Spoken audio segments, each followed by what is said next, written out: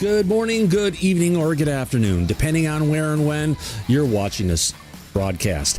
I'm Thomas Fessler, my friends, and this is Disclosure Tonight. Happy Friday, June 3rd. It's that time of the week that we get together for something we like to call Friday Night Disclosure. Got some stuff to talk about. Not what we wanted to. No disclosure dots for anybody today. We've been lied to and schnookered again. On that note, let's go ahead and I'll talk about that in a second. Let's go ahead and welcome our participants. After all, this is a live show. Who the heck do we have out there? We have Amigo Rules. April's out there along with Aussie. Well, we got Boomer Groomer, Brains, and Carl Joe Garrison. D. Henderson's out there along with DJ Mizu. Doc's out there along with Dragon Rider FPV in the chat and Dusty Gee, Eliza Teal, Elizy, and Elvis Roten. How about that? We got Evan B in the chat along with Fernando, good to see you again. Firefly and First Contact. Galactic Family Podcast is not in the Jersey Shore tonight, or either way, he's here. Great to have him around. We got G's here along with Geraldine. Hudson Valley's out there along with JJ, Joseph, and Kelly Bro. It's been a while, Kelly, and those piercing blue eyes. Good to see you, my dear lady. Kiwi DJ's out there along with Lori G, Magnum, Marcus and the Mandels, Mr. Drew, Niles Guy, our resident Pitbull. Yeah, look at his icon. He's a Pitbull. All right, Perfectly Imperf's out there along with Psychosomatic. We got Push King, Rainstorm Hunter, Sam, Scooby Dooby Gooby, Supercharged Land Cruiser, the Super Unknown, Sweaty Nerd, Teresa Loves Our President, Wee Wiki, X42B, and of course, our dear friend from the United Kingdom, Yellow Andy, but he's also known as Yellow Tommy Tanker. How about that? On that note, I am going to jump into the studio. Whew. Yeah, we've had these kind of videos waiting around for a while. For that right time, for go ahead and bring up some great conversations coming from Dr. Eric Davis over at the Soul Foundation with Peter Skafish. What a great interviewer. Mike, it's a great evening. I know it's Friday. We didn't get our disclosure dots today. I think we're all a little surprised, but hopefully no one's been let down. What say you? Yeah, no, that's true. I was pretty sure we were going to get it, simply because of the 250th anniversary of the United States. But obviously, it did not happen. So, yeah, we're getting snookered in. We're getting too many vague promises. Oh, you'll have what do you call it? You'll have something in the next week. We thought we heard, but it's in the next weeks.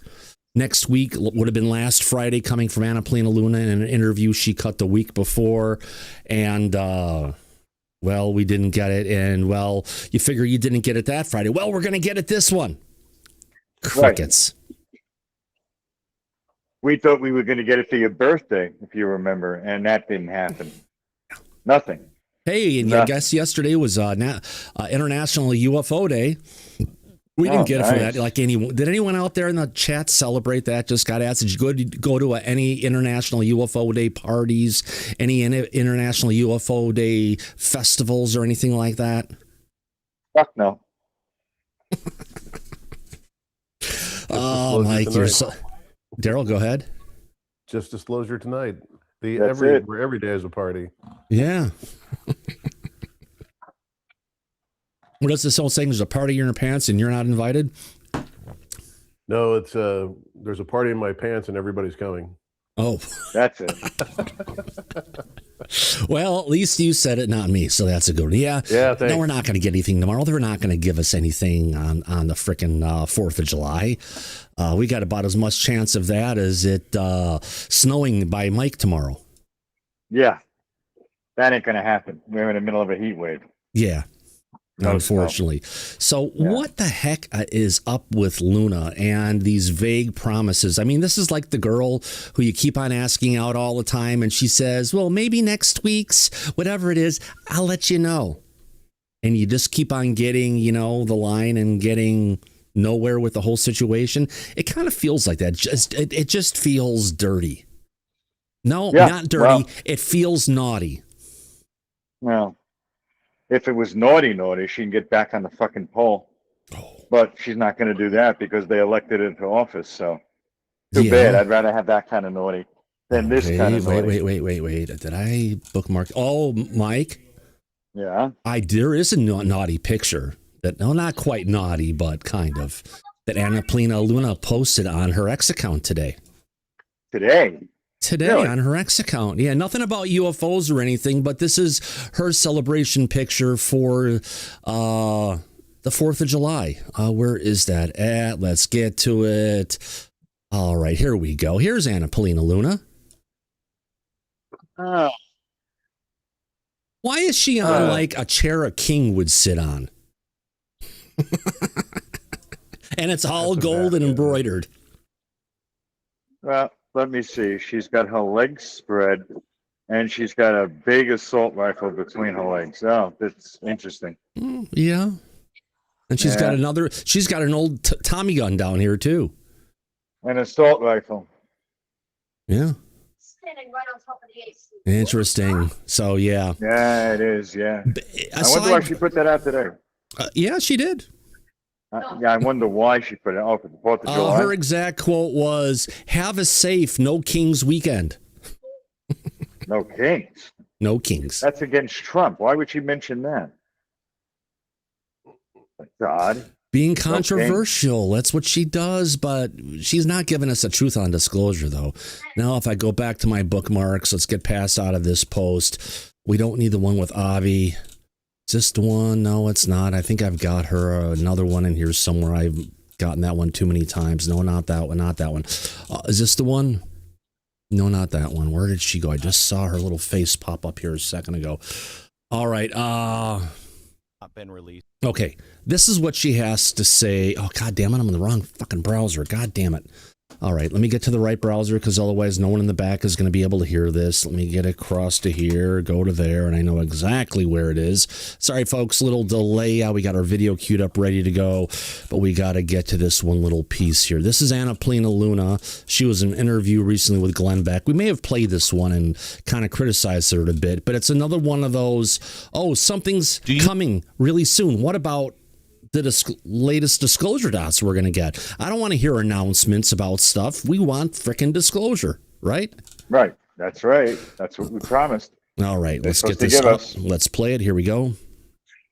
Do you know something that has not been released? Do you know things that you feel the American people should know? There will be an announcement soon on one other kind of factor to all this, but it's nothing that I think it'll just be kind of give the assurance that people will understand that the phenomenon is real.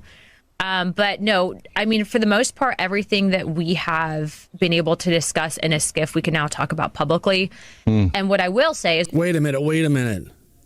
That's not true. No. Representative Tim Burchett has brought up a lot of times, if he said, if I could tell the people what I saw, what happened in his skiff, it'd freak everybody out, right? It would set the world on fire. Is what he Right. said. We didn't get that, and I don't know what she's talking about. I don't see that coming. Neither did I, and sorry, the video is not the greatest Is without quality, a doubt. but zoom it up a little The bit. phenomenon is On. The phenomenon is real. Do you Now talk about publicly. And what I will say is, without a doubt, the phenomenon is real. What I say without a doubt, the phenomenon is real. Again, that's just a statement without any qualified evidence coming in. Yeah. Oh, we got Coming from something on her. that. Hold on. Oh, a bullshit artist. That's right. Syrup, your hand is up. Yeah, two things. One, I think she's talking about the document, file, whatever you want to call it, that Eric Wilson was talking about getting from Mint. I think that's what she's referencing when she said we're going to be getting something soon. So we've got an audio recording from 1952, and that's what they're going to give us. That's going to change everybody. Nothing about stuff that happened in the 60s, 70s, 80s, 90s, 2000s. We're going back to an audio recording about stuff that was going on in 1952 without any proof or evidence. I think that's what she's referencing, because she didn't hype it up like it was some amazing smoking gun, right? She just said she thinks they would prove that the phenomenon is real, or give insurance to the people that the phenomenon is real. If she would have hyped it up, I would have said, yeah, maybe she's gonna give us Roswell or something, but they're not getting much. It's obvious they're being stonewalled. They're not getting. But the only thing they seem to have is these plasmoid orb things that now Avi Loeb's all interested in it and everyone's interested in it. But Yep. we knew about those with the food dogs, man, or the food fighters. So I don't know. Yeah. Well, we'll see where it goes. All it is, I think the people are owed their disclosure dots. The releases are going to happen on a regular rolling basis. It's not her fault, but she just needs to either be a little bit more clear in what's going on and set expectations, not set hopes and dreams that turns into peaches and that turns into nothing, because all it is on the most part right now, speculation without any way for us to weigh where the hell is the information. More importantly, okay, guys, you're thinking it's Friday, we're going to give you their stuff, but we're not going to get anything today. Looks like things are delayed for another week or two. Please hang in there. We're at least owed that, I think. Mike? Daryl? Mike, I muted before. The kids are making a lot of noise. Yeah, no, I got it. I know. You beat me to the punch. But yeah, no, look, we should have gotten the truth. And if we're going to get the truth, we don't need it from Anna, Pauline, and Luna. We need it from the President of the United States. So I don't know what promises she thinks she's making. It's going to get everybody excited. It doesn't matter what comes out of her mouth. It has to come out of the president, or it's not going to count for shit. That's how I see it. Congress is inept. They can't get anything done. No. Not a damn thing. They can try, they can talk about it, but even when they had the vote come up recently for the House of Representatives to get the NDAA brought into the House of Representatives, actually to get the UAP Disclosure Act brought into the House version of the National Defense Authorization Act, it failed. No one would. Right.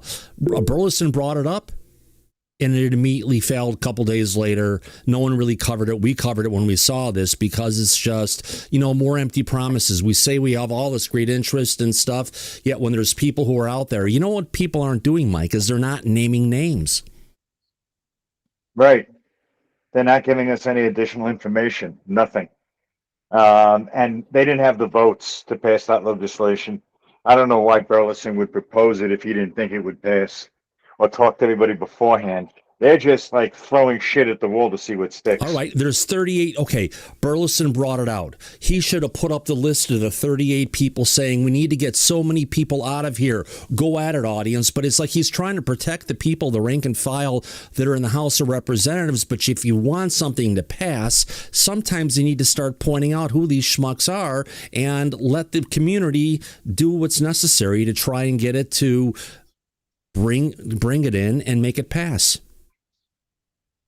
Yeah, get everybody on board. Right. But they don't seem to do that. Not at all.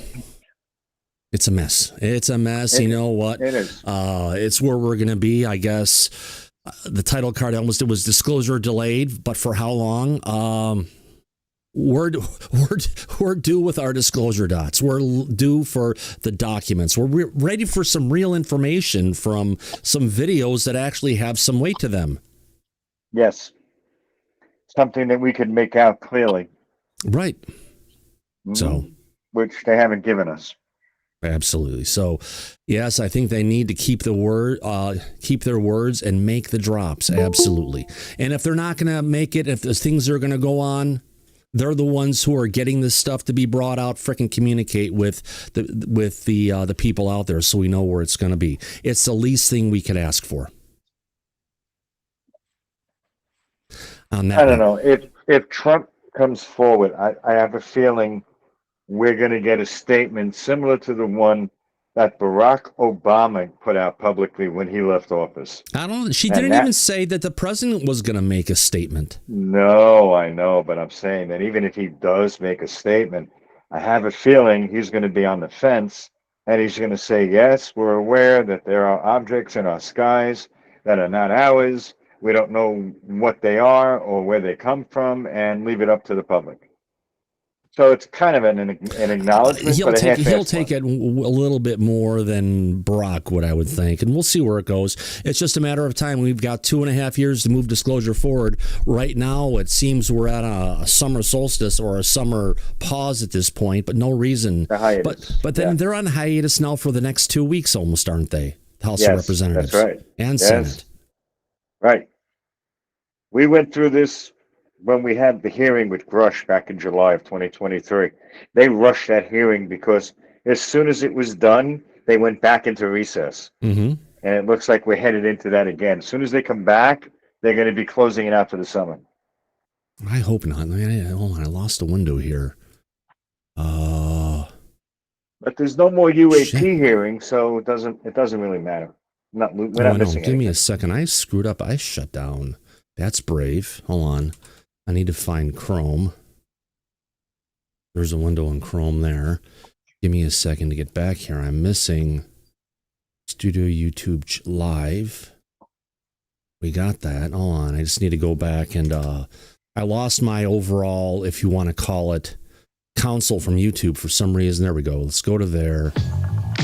No, I don't want to go to there. Let me get out of here. Let me get to my other account from Disclosure Tonight. Let's get to that over here. Let me get this over to here. You'll hear an echo for a slight second. Hold on, audience. We're about to start this video. Let me get to analytics. All right. Analytics. All right, I had to bring up, I lost somehow, popped out the chat, go to top, live chat, go to the other chat window I have. I need to understand what's going on with the audience. Now that I got that taken care of, all right. And one of the things we're going to be covering today is some interesting conversations between Dr. Eric Davis that were going on over at the Soul Forum, along with Dr. Peter Skafish from the Soul Foundation. In this first video we've got here, he's talking about, the history of the UAP crash retrieval program, and kind of, it's something, Mike, a lot of people have been bringing up lately, especially those who want disclosure to come out. And coming from Ross Coldhart's mouth, he blames the gatekeepers to be the people in the Senate. A year ago, he said, if they don't start doing something, I'm going to start naming names, and he never did. So Ross likes to point his fingers at a lot of people besides the one who's behind the microphone. Well, the people that he believes to be responsible for this, like the gatekeepers that he said was going to expose them, and he never did. Nope. Exactly. So, right. All right, let's go ahead and play this clip. Here we go, folks. Actually, video. Let's play it.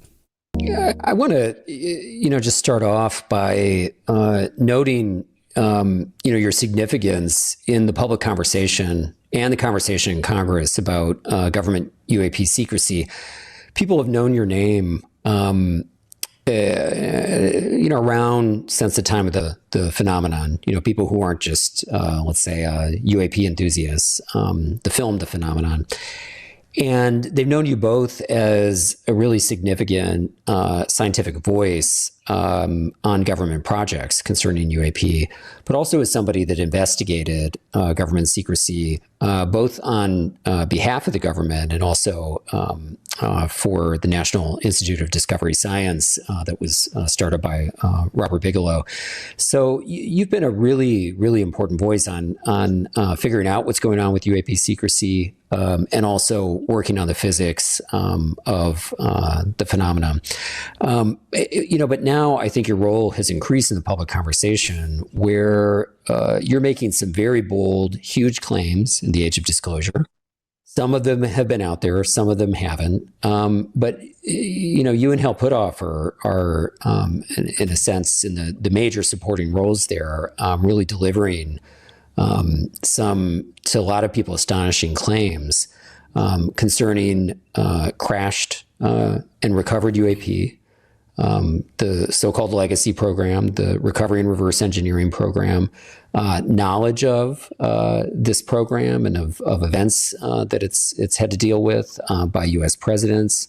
These are really astonishing claims for people that don't follow this. And to a lot of people, they'll be implausible. So today we want to talk with you about what you know and how you know it, to the extent that you can talk about that, because we know some things are classified. And so I want to start off by asking you, what is ground truth where the U.S. government and UAP is concerned? The ground truth is there is a there there. The U.S. government has known since at least 1944 the existence of, well, actually since during World War II. So during World War II, the existence of anomalous phenomenon in the atmosphere that was interfering with Allied and probably German air operations over their enemy territories. We recall those being called Foo Fighters, and I can't remember. Oh, Ghost Rockets was the other one. And so since that time, those have never been identified definitively. And then starting in 1944 was the U.S. Army's recovery of a crashed UAP craft that was recovered in Italy. And it was recovered in Italy in 1933 by that government before Hitler and the Third Reich more or less began their major march across Europe and started World War II. And so that was the era when all that began. Everybody keeps thinking in the milieu of U.S. published literature on UFOs and UAP. We always known them as UFO, but by the way, UAP is a very old term too. It was coined back in the 50s. And I think Edward Ruppelt coined UAP, if I'm not mistaken. But I know the 1950s, early 50s is when that terminology first appeared. So anyway, so the published books on crash retrievals really began in the early 1980s with a number of authors, and I'm not going to review all that.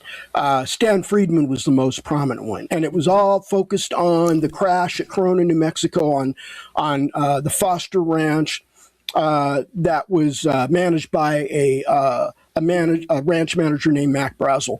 And of course, that was misidentified or mischaracterized or misrepresented as the crash at Roswell or the Roswell crash, when it was no such thing. Corona is quite a distance from Roswell, and roughly, I think, some 30-some miles away. So the crash took place on the Foster Ranch in the Corona area, but it was the 509th Bombardment Group at Roswell Army Airfield that recovered it. And so that's where the press gets this identification issue with the phenomenon occurring in Roswell, or the incident occurring in Roswell when it actually occurred in Corona, New Mexico. So from that point forward, we have this history of publications of these events, and there's not that many of them going forward on. Okay, so just to get to some major aspects of ground truth, you're saying that there's been knowledge of this on the part of the military and the intelligence services since World War II, even pre-CIA. Yeah, there is. And that retrievals, started in the 1940s. Even the recovery of someone else's retrieval, and okay, so what happens then in the 1950s and 60s? I mean, one of the questions people have about this is how in the world could you keep a secret of this magnitude for 80 years, and how is that done? It's the same level of secrecy that's applied to the nuclear weapons development program. Sure, it was poorly secured because of all of the Soviet spies and the leaking among 2 or 3 members of the Manhattan Project staff in Los Alamos, New Mexico, who were passing information on to Soviet agents. However, what has not been leaked into the public domain are the blueprints on how you build nuclear weapons. It's not just the science involved with the components that go into it. It's an art, because you have the art of how you're going to manufacture those components, which you have to turn into a science, an engineering science, as a matter of fact. Mike, got to bring you into this. There is an extraordinary amount of naysayers in the audience who sounds like they don't believe a piece of lettuce or salad coming out of what Dr. Eric Davis is talking about. Like, we're talking about someone who makes stuff up, like Dr. Stephen Greer is, in the way they're reacting on it, when it's completely not the case. So they're saying what? That what Dr. Eric Davis is saying right now is not true? That's what their point is, because he's right. It wasn't exactly Roswell where that craft came down, and there were two craft. So, yeah, and the 509 Farmer Group over in Roswell, that's where Roswell came from, not the actual crash site. So they're saying that he's lying and making all this stuff up. We're getting really something funny. here. Dr. Eric Davis is repeating public information. It's not just public information and research. Doc, not sold on Davis. What else we've got here? Where's the satellite? We're getting stuff about the satellite. He ain't said shit. Textbook stuff. We've got, okay, I guess it's up higher a little bit. The proof is in his salad. Show me the aliens. And, he talks and talks, but where is his proof? Well, the one thing that Eric Davis is known for by anybody in the community that worked with him, the man cannot tell a lie. He is one of the most truthful people out there to a fault. So that's what he's known for. So as far as him coming up and making up stories, not Eric Davis. No, you're barking up the wrong tree if you want to accuse him of that. He's the last person that would be guilty of something like that. He's not a politician. So, yeah, I don't know that they're frustrated that we didn't get the drop today and that this is dragging on. And they got 3 drops already, but they think they're owed the 4th one when they want it. Look, all I can tell you is that for over 80 years, we got nothing out of the government. 0. And now we're getting these drops. So, Mike, here's a question. Yes, Mike, but how reliable are his sources? Well, considering the fact that he has been read in on government programs that he was working on, and he went out of his way to be qualified for the security aspect of UAPs and SAPs, SAPs and CAPs. So he knows what he's talking about, and he also works with a lot of people that know what they're talking about. So if he says something, I would be inclined to believe him. He works directly for Hal Puthoff at the Institute for Advanced Studies that Hal founded. Yeah, and Hal Puthoff worked directly for the CIA. So he also has access to information. He's not talking out of his ass. No. So with those classifications, I see a lot of people are saying that he's repeating information. Oh, yeah, I mean, he is. No, and Hal is not a fucking idiot. Marcus. God, there's some really people that have got some pent-up frustration going on. They seem to be frustrated that they didn't get a 4th of July drop for the next tranche of files. Yeah. We were kind of hoping the same thing, that we would get it to at least help celebrate the 4th. But we didn't. And you know what? That's okay. They never said they would give it to us on that date. Yeah. That was just us wanting it. Doesn't mean they owe it to us, or they have to give it because we said they have to give it. We haven't gotten anything for over 80 years, and now we're getting stuff. So have you ever heard anything coming from Hal Puthoff in any of his conversations where he says that the root and everything with remote viewing comes from Scientology? No. I know where that's coming from. That's coming from the internet trolls, our buddies. They were making this whole big thing that Lou was a Scientologist and this is Scientology. I've heard this before. It's coming from them. So just a quick aside, Dr. Eric W. Davis is an astrophysicist with a PhD from the University of Arizona, graduated in 91, who has focused much of his career on advanced aerospace propulsion, breakthrough physics concepts such as warp drives, transversible wormholes, and negative energy, and the potential applications. He worked for decades in the aerospace and defense-related research, including chief science officer and senior research physicist at Earth Tech International, and run the Institute for Advanced Studies in Austin, alongside Hal Puthoff, of course, and later a senior project engineer in the Aerospace Corporation. That's a biggie.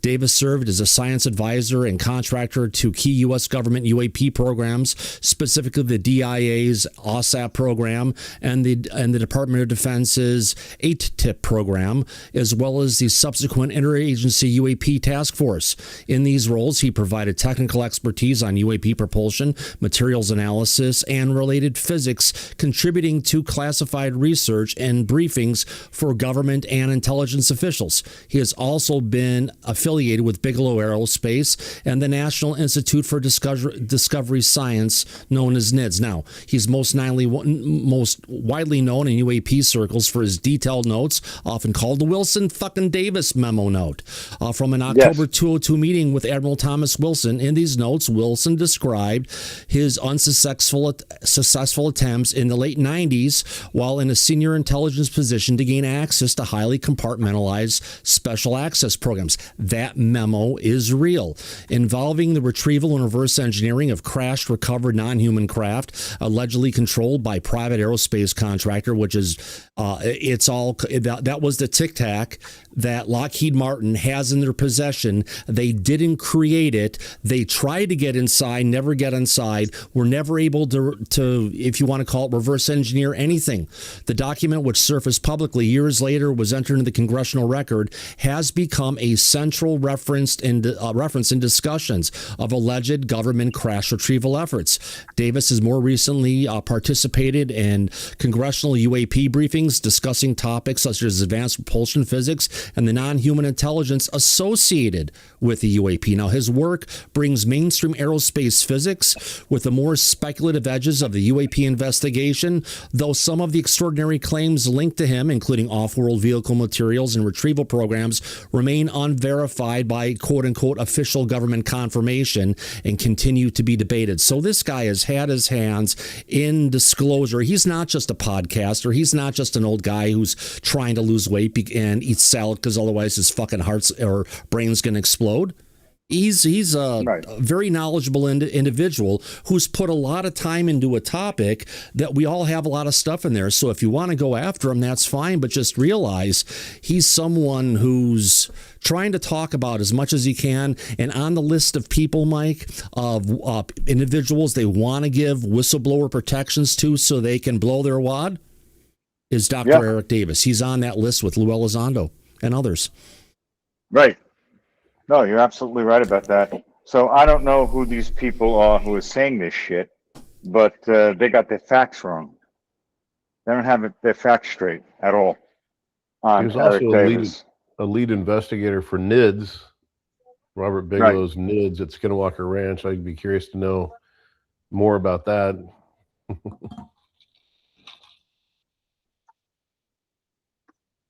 Yeah, well, you know what? It's the day before the 4th of July, and we're going to get hit with trolls. So these people have been in the audience for a while, so it's just part of the audience that's out there, and everyone's able to see things. But if I'm seeing a lot of nasty things getting said in the chat, and I understand the importance of Dr. Eric Davis, this is something that, it deserves a conversation to pause it. Even people were saying, we're waiting for you to go ahead and actually address this, Thomas. And that was coming from the people making some of the, if you want to call it, strong comments.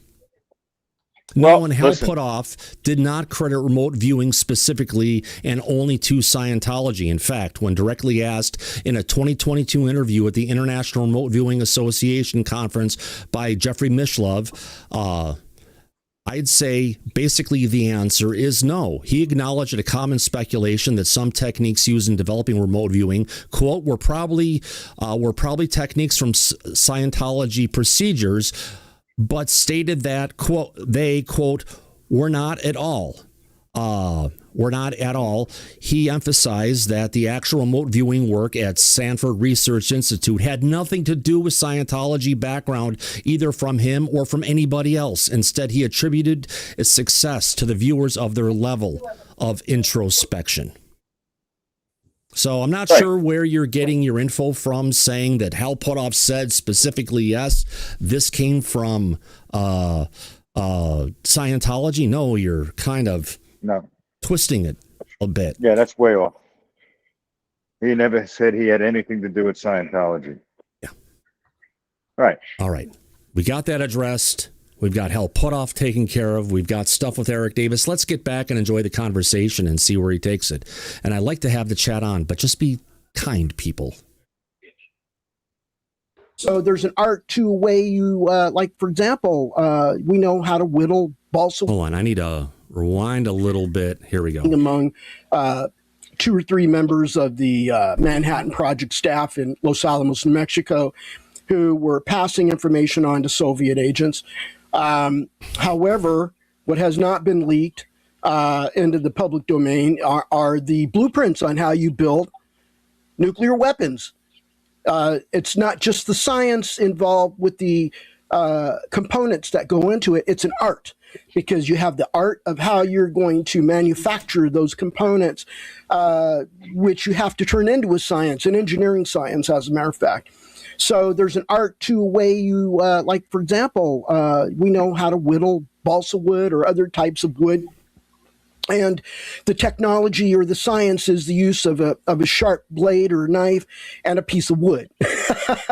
But the art is what's the best type of wood, and what type of artistic skill the carving guy has in forming some sort of an artistic piece out of the wood that he's whittling there. So so nuclear weapons are comprised of a set of almost lost knowledge, art, and how you machine, fabricate various components and features of the nuclear warhead, and the very mysterious things that went into it that were very surprising and counterintuitive, and they're common everyday objects, actually. Okay, and you're saying all that has been... yeah, a lot of that has been well kept. And But as far as military secrets, sure, it got leaked out, but that leaked out by spies to a foreign nation. And it wasn't leaked out into the public domain. We didn't have anybody printing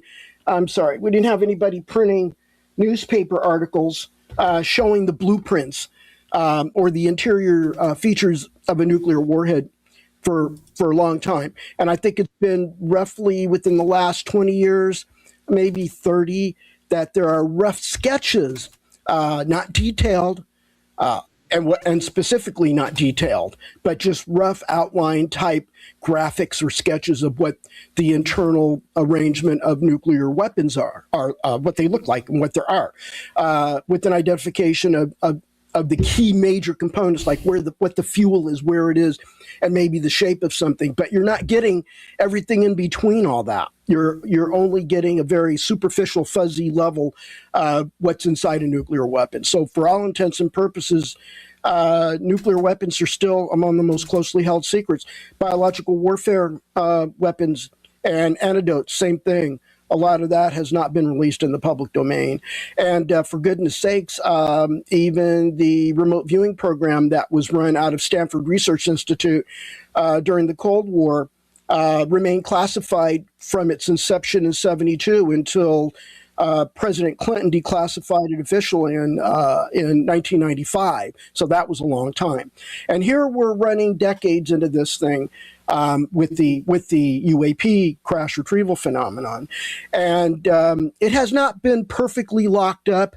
It's just that you will always have a vast majority of personnel that have eligibility and need to know access to this information who will keep their mouth shut. And they'll keep their mouth shut until maybe they're on their deathbed, and they'll give an affidavit at a court or to a court officer and have it recorded. In perpetuity. And so that's the only time anything comes out about it. And in the case of the crash at Corona, yeah, that's what happened. Like retired Brigadier General Thomas Dubose, who was the former chief of staff of the 8th Army Headquarters Commander, Brigadier General Roger Ramey at Fort Worth at the 8th, I think it was called Carswell Army Airfield, but it got changed to the 8th Air Force. So anyway, the point is that a lot of these individuals, most of them didn't talk about Roswell or Corona, And it wasn't until they got very old that they were able to do so. And then during President Clinton's administration, when he had John Podesta go look for, through the cabinet agencies, go look for the classified UAP information.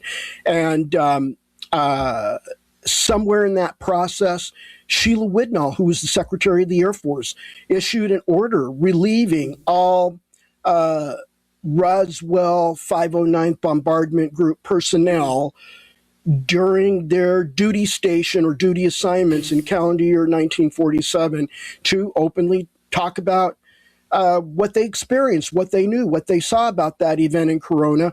And what she did is she waived their NDA requirement permanently. She just lifted it and said, hey, guess what? You won't go to jail or get fined $200,000 or both by talking about it. I'm letting you talk about it. And that was at the behest of John Podesta on behalf of President Clinton. So, Eric, let me intervene for the benefit of people who don't know all the esoterica about Roswell. What are the basic facts as you know them, and how do you know them? With respect to which? Well, okay, yes, to Corona, as you said, but I believe there were two vehicles that. No, there was only one. There was only one. Yeah, this two vehicle thing seems to be some sort of a rumor that never. Now, one thing that we've learned recently, Mike, is that coming in the last conversation that I had with Lou Elizondo in person, a little over almost 3 weeks ago now in downtown Seattle, he said specifically the crash we need to be focused on, the crash where the real goods came from, probably from biologics and everything, is literally coming from Kingman. Kingman, Arizona. Yeah. Right. Yeah, that was very interesting. Yeah, maybe they'll release information in the upcoming tranches that we're going to be getting that'll show and highlight what was actually going on in Kingman. Exactly. Yeah, I think he was dropping more breadcrumbs, Lou. Well, he wants to start bringing out more information at this point, and it's something that he has been held back from, and it's something he wants to change, and it's something he's starting to do at this point. Good. It's about time. We could definitely use all the help we can get from him. Exactly. All right, let's get back to this. Here we go. For any truth. The fact is that the classified history of it is just one craft. So I know it from interacting with a number of people who had direct access then. So basically, that would be former Apollo 14 astronaut Ed Mitchell, who was a captain in the United States Navy at the time he retired from NASA and the Navy. And there would also be my interactions with Brigadier General Arthur Exxon, who was the base commander at Wright-Patterson Air Force Base right around the late 50s, early 60s period, because he had personal firsthand knowledge and interactions with the 509th Bombardment Group's command staff during that period of time. He was on a TDY there for a period of time in roughly August, I think, or September of 1947. And then he had to do another TDY trip from Wright-Patterson to, he was at Wright-Patterson, not as a commander. Like I said, he was there as the base commander, late 50s to early 60s. When he was at Wright-Patterson, I meant he was at Wright Army Airfield before the Air Force was ever born. And so this was Wright Army Airfield circa 1947, before the National Security Act of 47 was enacted into law the fall of that year, which the Air Force was spun out of it as a separate military service from the Army. So let's see, I interviewed him in January and February of 2002, and it was like 7 hours of interviews spread out over just those 2 days. That was recorded and transcribed. 7 hours of interviews. Wow. Okay. And you were doing that on behalf of the National Institute of Discovery Science at the time. Yeah, correct? that was there. Mm-hmm. So this was like an official, you were being paid to investigate this, correct? Yeah, I was a professional ufologist, one of the very few in the world.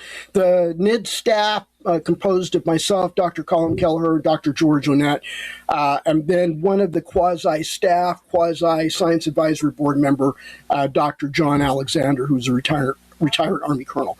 So we were on the staff. And then I'm not talking about the support staff or the investigators, that we were the scientific staff.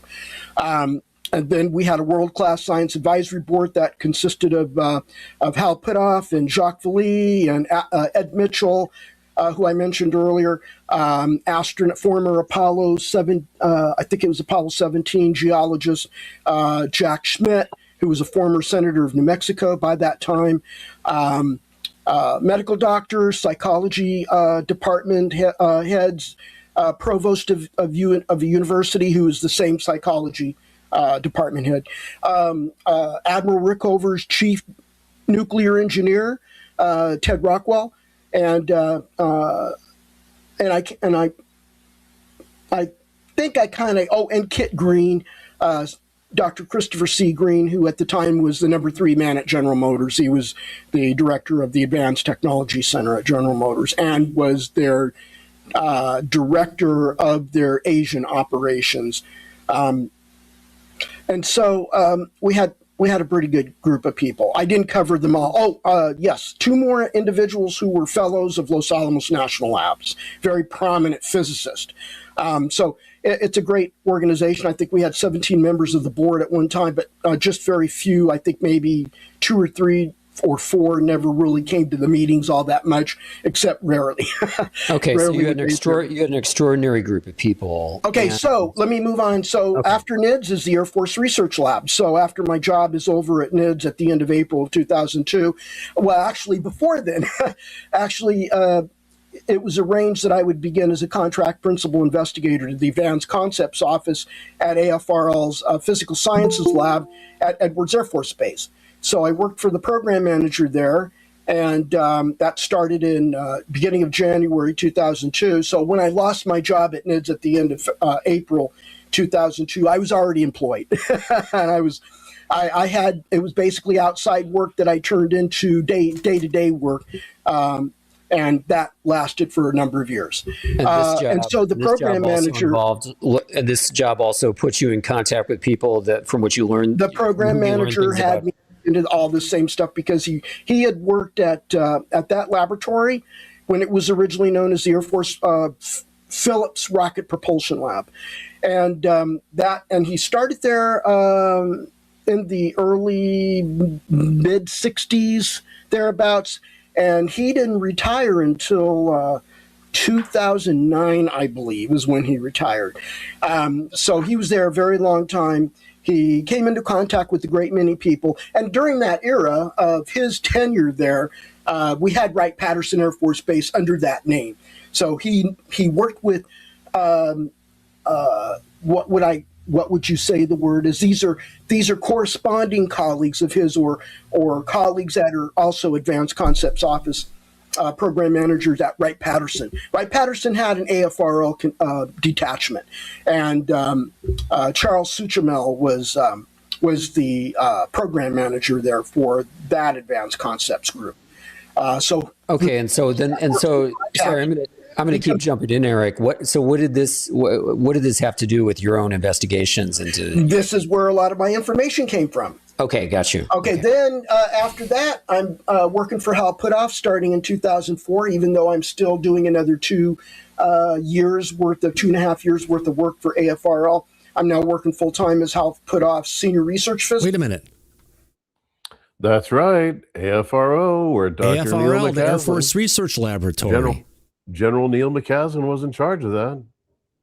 He was, and I didn't know they had an advanced concept department that Eric Davis was an investigator for. No one ever talked about that publicly, but until just now. Well, based on this interview, potentially when it is, he still has almost 2 years left in that role. Mm-hmm. Yeah. Yeah. That's a lot of selling. That's a lot. You know, Daryl, imagine you get the talk to from your cardiologist. And to say, if you don't eat fucking salad for for all your meals and everything else, and don't cut all this pizza and pasta and burgers, Mike, out of your diet, that your heart is going to fucking clog and you're going to die. If that happened, you have to sometimes, whether you like it or not, eat fucking salad. But he loves salad. Isn't there that disease thing going around right now? The parasite. The parasite with the explosive diarrhea that can last up to 6 weeks now, Mike, not just 4. Oh. So you got to go to the doctor to get on meds for that. Watch Well, out, look at Dr. it like Davis. this. If Eric Davis wants to lose weight, that's a shortcut way of getting him to lose weight. Yeah. That parasite would make him drop a few pounds. In case anybody wonders what the hell we're talking about, there is a video of Dr. Davis, 5 minutes of him eating salad and answering questions. Shoving salad into his mouth as quickly as he could. It's every bite he took. They just parsed everything else out but that. So. Yes. And it's with UAP Gerb, for those who like Gerb. And the last thing, it's with Gerb and some other folks. So, yeah. He was promised salad as part of the meeting, so he was not going to lose that opportunity to have his lunch, because probably that's over his lunch break. Yeah. There we go. And chief science officer. And so during that era, just, let's see, 3 years after I started, the OSAP began. And it didn't begin as the program. It began as in the paperwork phase, when Bigelow Aerospace is responding to the DIA's broad area announcement. All right. That's part 1 of this interview with Eric Davis. Wow, a lot of controversy. More, this is the most controversy we've ever had for anyone who we've played a video for on Disclosure Tonight. Wow. I know. Okay, so I have a poll ready for this. Take it, Anna. All right, starting. Let's see. It's your favorite. It's favorite 2 answer question. There we go. All right, where is that at? Question. There you go. There it goes. It's going right now. All right, by that sound effects, folks. Yes, we've got a poll coming up for you to go ahead and vote on. Let's see where our audience takes it. Do you believe astrophysicist Eric Davis? Wait a minute. I need to get back to here. Wait a minute. Full video, Thomas, guest. Here we go. Where's our audience take us so far? We've got 35 votes in, 37 votes in, 69% of the audience is saying, 66% of the audience right now is saying yes, they do believe Eric Davis. Okay, people out there who had a lot of things to say. Where's his name? Yeah, Marcus Mandel, you cannot vote twice, so. Yeah. Take all your punishment out on this poll. Yeah.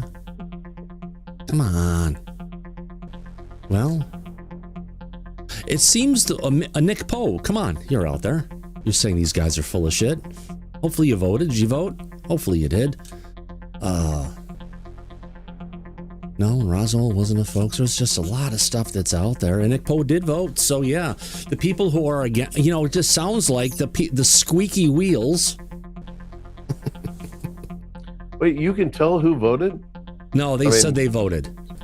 Oh, okay. Right. I've got the chat up. You don't have the chat here. Let me go ahead and turn on the auto chat again. It should be on auto. I shall return. Let me get up further down here. Here we go. I rarely believe anyone, especially folks with active ties to government. Well, yeah, but they're not like elected officials. These are the experts they're bringing in to try and figure out what the hell's going on, which is actually a good thing. These are scientists. They're not politicians. You're right. Right. Yeah. All right, go. So, and set a timer for 1 minute. I mean, tied to government would be, the pilot. Okay, Google. First-hand witnesses. Set a timer for 1 minute, please. Okay, 1 minute. Starting now. Sure. Third timer for 1 minute. Starting now. Sorry, I had to do it, Daryl. It didn't pick me up the first time here either. Oh, well. At least all my lights are 46 seconds left. We got it. There's no going back.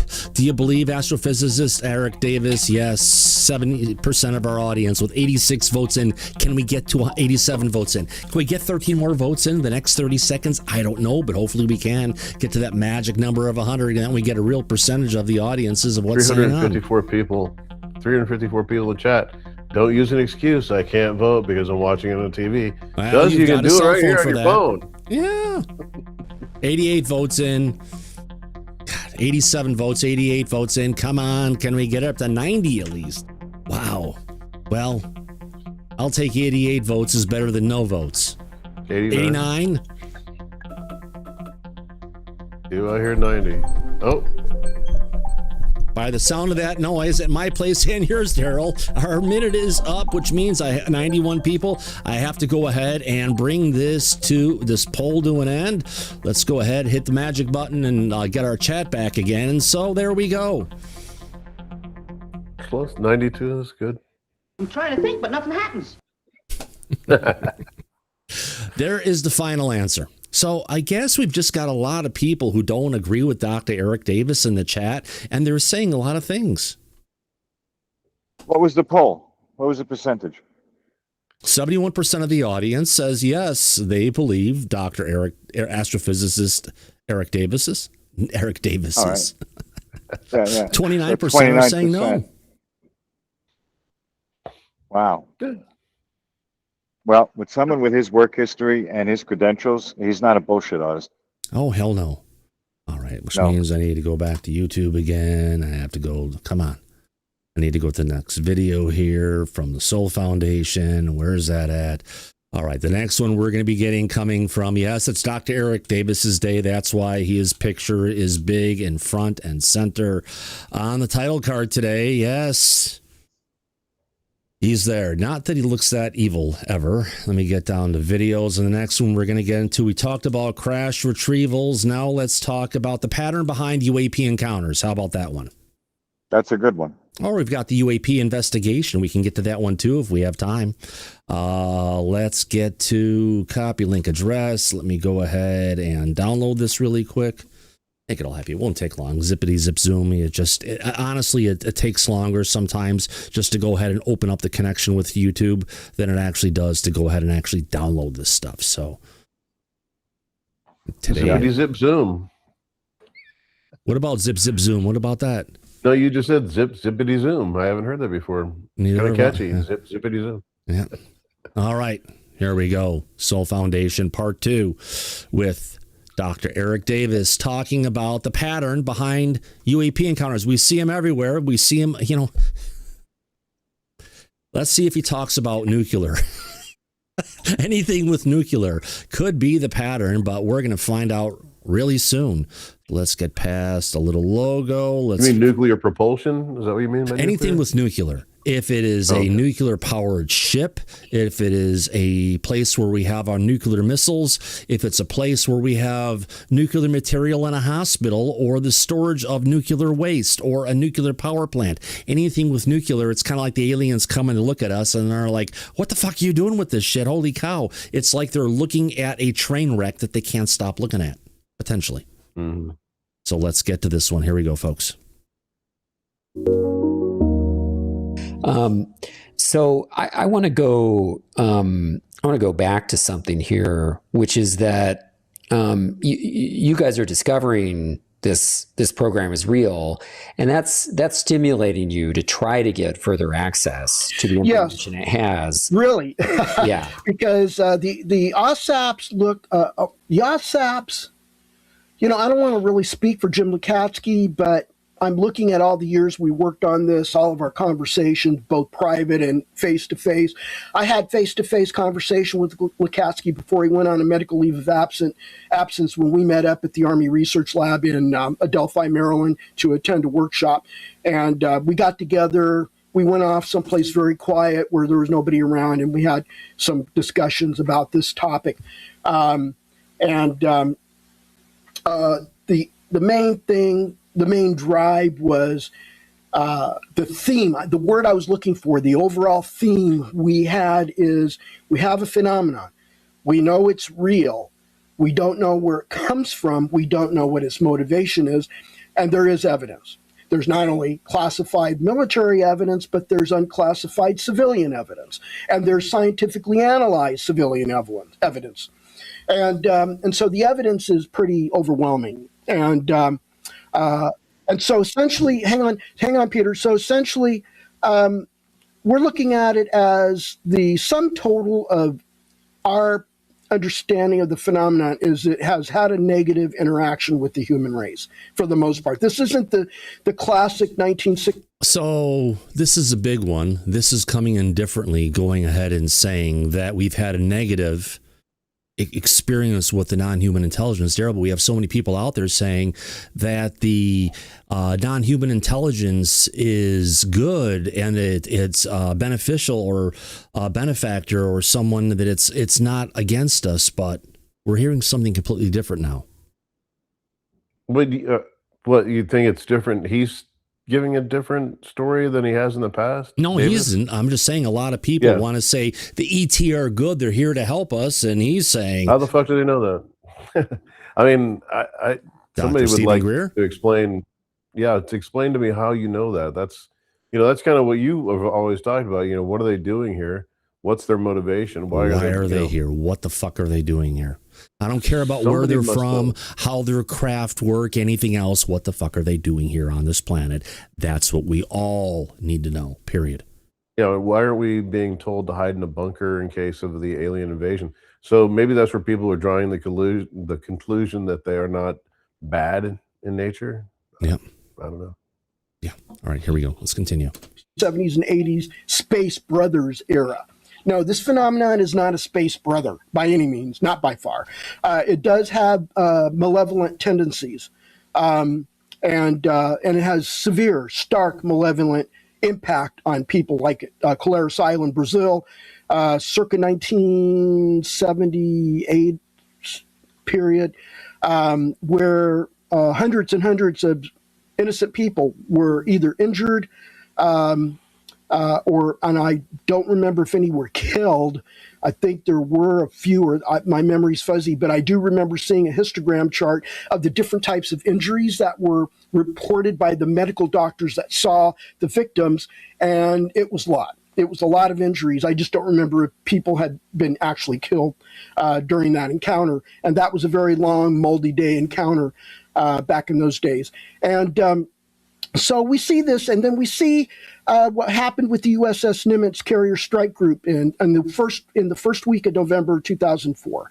So this is an interference by a tic-tac-shaped UAP with the Carrier Strike Group's certification operations down in the ocean way southwest of San Diego. And so they're going to be deployed to Persian Gulf, and the problem is they have to be certified before they can enter combat deployment. So they're doing the pilot flying, the pilots on the aircraft carrier have to do their flying routines and practice attacks and whatever con ops that they've designed for their deployment in the Persian Gulf. And the ships have to do the same thing. The surface warships and submarines that are in that strike group have to act like in a simulated fashion what type of scenarios they could be coming up against, and they've got to plan and prepare and get all the personnel spun up and ready to go so that they don't trip over themselves when something real happens during the Persian Gulf, so that they can effectively do their job. And so they had this interference from this Tic Tac, and I think it was I know it was multiple days. I don't think it was multiple Tic Tac. I know it was one single Tic Tac always reported, but it was no. The Tic Tac incident, Davis is wrong on this. They had over 100 that they tracked from upper orbit, coming down, dropping 80,000 feet, then dropping down to 50 feet, and then going ahead and moving towards Isle of Guadalupe. So it's not the same Tic Tac again and again and again. It's many Tic Tacs over about a week's time, I believe it was. Here we go. Over a multiple day period. Then we have, later on, we have the events off the east coast of the United States, off of Norfolk, Virginia, with the USS Roosevelt Carrier Strike Group and other surface ships. And aircraft, even the fighter pilots and transport pilots, were being interfered with by more UAP.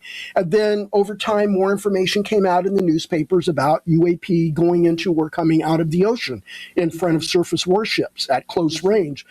And so we're looking at the sum total of all of this. And even if you look at, and I'm going to add on one more thing, Jacques Vallée and Chris Auerbach's historical documentation of UAP interactions with European civilization for over 1,500-year period. This is starting before the 19th century, going all the way back 1,500 years in the past. And what they published in their book shows, again, interference by UAP. So the overall theme that we formed is that UAP is malevolent. And it's a threat, and it could be a threat. And it is a threat only in the sense that it has interfered with U.S. military operations. As you probably saw in the Age of Disclosure documentary film by Dan Farah, we have a number of retired Air Force security personnel and senior officers who work in the missile command centers of the Northern Tier Strategic Air Command's Minuteman I and Minuteman II missile bases. They had events in the late 60s, I think 68, 67, that period. And again, that happened in 1975 period. And where a big UFO is hovering over an ICBM and it shuts down a dozen ICBMs sitting in their missile silos, the warheads are shut down, the rocket the launch vehicle is shut down, and they did it to the Soviet Union. So the craft go over there, and they also shut down a dozen Soviet ICBM silos. The missiles are dead, the warheads are dead, and those are nuclear warheads. And their guidance, navigation, and controls are all dead. Nothing works. This could have led to a catastrophic miscalculation if something would have triggered it, so that the dozen U.S. Minuteman ICBMs that are dead, if something had triggered the Soviet Union to attack us, those missiles we couldn't use them. They'd be dead. So we're in trouble. Yeah, and the same vice versa with them when they got their situation shut down. So this has been a threat. And we've seen no positive, contact where they're here and they're openly exchanging information. They want to contact the elite scientist of the world. They want to give us something. They want us to give them something. They want dialogue. We're not seeing that. We're not seeing the Space Brothers stuff. We're seeing probably one step beyond the day the Earth stood still. This is where Gord is actually destroying things because that's what appears to be going on. They're harming people. They've harmed individual civilians. They've harmed Betty Cash and Vicki Landrum back in December of 1980 on their road trip outside of Houston. And wait a minute. I have to pause on this one really quick. He's bringing up the Cash Landrum incident. That's where we had a UFO in the United States custody, we could say that supposedly our scientists hooked up to a quote-unquote dirty nuclear reactor and were able to get this thing to kind of fly around. There was a whole bunch of Chinook air helicopters that were going along with this thing as they were trying to move it from point A to point B. And unfortunately, there were two individuals who ended up receiving what turned out to be a fatal dose of radiation coming from that craft. Now, we could go ahead and blame that on the alien craft itself, but the real damage that the people got was supposedly not from the alien ship itself or how it was operating. It was being operated supposedly by humans, and we gave it a dirty power plant. So we can... No, it wasn't a man-made alien reproduction vehicle. It was a literally alien vehicle. We don't have the capability to rebuild this shit.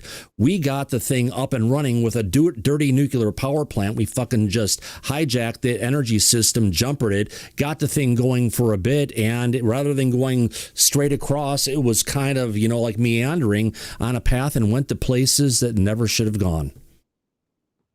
Oh, boy. On that note, just got to correct him a couple times. You know what this means, Daryl? He's not perfect. He doesn't know everything exactly right. And, that's why we're here. We're covering it. And if he says something that goes a little bit off the rails, we'll point it out. But that doesn't discredit all the efforts of what he does. Good on you, because I'm not very familiar with that incident. Yeah. Well, here we go. And they harmed Travis Walton. Also in that period of time, they harmed two security police officers at the Joint Air Base Lakenhurst and Bentwaters, I believe it was. And that was the Rendlesham Forest incident also. Not Lakenhurst. Lakenheath. Lakenheath. maybe he is talking a little too fast, or either way, but he's got the general gist of it, but just some of his names he's getting is wrong. I wonder if, he reminds me of someone who has ADD or ADHD as well. Just saying. Yeah, for sure. There we go. As I get some more national security, apparently. December 1980. And those two gentlemen got absorbed some ionizing radiation and endured some horrific health effects, of which they were classified. They couldn't get treatments because the Air Force classified their medical files. So it took Senator John McCain to force the Department of the Air Force probably to release John Burroughs' medical records. I don't know what happened to Peniston's medical records. He probably, I haven't heard his story, but I met John Burroughs. He came to visit Hal and I. So this is the theme we see. And this is why we want access to the crash retrieval technology. We want access to it because they've gone 80 years without successfully reverse engineering anything. They have a basic understanding of the material science that's involved, but they don't know how to fabricate it, reproduce it on Earth in our best aerospace defense factories. And propulsion and power, geez, that's even a bigger mystery, because Lukatsky said in his first book that he went inside a craft and they didn't recognize any propulsion or power system. So it's like, how are these things flying? So we want to get access to that because we want to look at beefing, because we're getting too close to parity with China. Russia, I know a lot of people in the DOD or the Department of War are going to disagree with me. I don't consider them to be a near peer anymore. They've got nuclear weapons, sure, but they've been losing terribly on the battlefield in Ukraine, and they've been only inching along here just recently. Well, another conversation with regards to the pattern behind UAP encounters. He got into a bunch of one. I don't think this exactly went where we would potentially have wanted to be. Mike, your thoughts on this? Well, you're right. He may have gotten a few names wrong, but all that means is that, he's human and not perfect. He's not a machine. So there's nothing wrong with that, in my opinion. And a lot of the information he's talking about now is a lot of stuff that's been out publicly for a long time. So I think it's just him going over the subject as a whole to bring up the interviewer up to speed as far as how it all began and where it is right now. Yeah. He's a good reference. Go ahead. I would have hoped that he would have, like Hal Puthoff, who was dealing with in the interview we covered the other day with UAP Gerb and Burleson. We got some information out of Hal Puthoff that I thought was interesting. And I thought we'd be getting something like that from Eric Davis. But he knows it's real. Eric Davis knows it's real because, again, he did the Eric Davis, Thomas Wilson notes. The Wilson-Davis memo. Notes. Yeah. And it was admitted by the J2, Joint Chiefs of Staff, Admiral Thomas Wilson, that he came into contact with a legacy UAP program, and they threatened, to demote him. So he knows that actually happened. Yeah. He did, 100%. So he tries to bring out the truth. And again, anyone who's working on any of these programs, Mike, they're not keeping their mouth shut because they want to keep their mouth shut. They're keeping their mouth shut because legally they're forced to. And if not, they're going to pay the price. And everyone else out there says he needs to bring it out, needs to tell us the truth and stuff. We need to get the government to allow him to go ahead and tell the truth, because otherwise the people who are out there saying it, you go ahead, put yourself in a position where they have a right to put you in prison for life, or to go ahead and execute you for doing that, for being treason against the United States government. Would you want to go ahead, any of the out there, other people who are attacking him for not saying enough, would you like to go ahead and take that role? I don't think there's a lot of people who do it, Mike. No, well, listen, didn't David Grush recently say that after he testified under oath, got a DOPSA clearance to release the information that he testified under, the Air Force went after him to prosecute him under the Espionage Act? That takes balls to do something like that. Yeah. So if anybody came forward now, they're facing the same consequences or worse. Yeah. Absolutely. Ryan, your hand is up, my friend. Well, I just wanted to say that there might be some people in the audience that aren't aware of Eric Davis and haven't listened to him in the past. And I just wanted to inform people in the audience that Eric Davis isn't just some schmo UFO researcher. He actually had clearance to have access to some of this stuff. So this is what he gets some of his facts wrong, but this is not some, drunk coming out of the bar somewhere. This is a guy who has been involved and had clearance to see a lot of this stuff. So you're really getting, and the audience should know, you listen closely to what Eric Davis is saying, because in some way, this is some form of disclosure.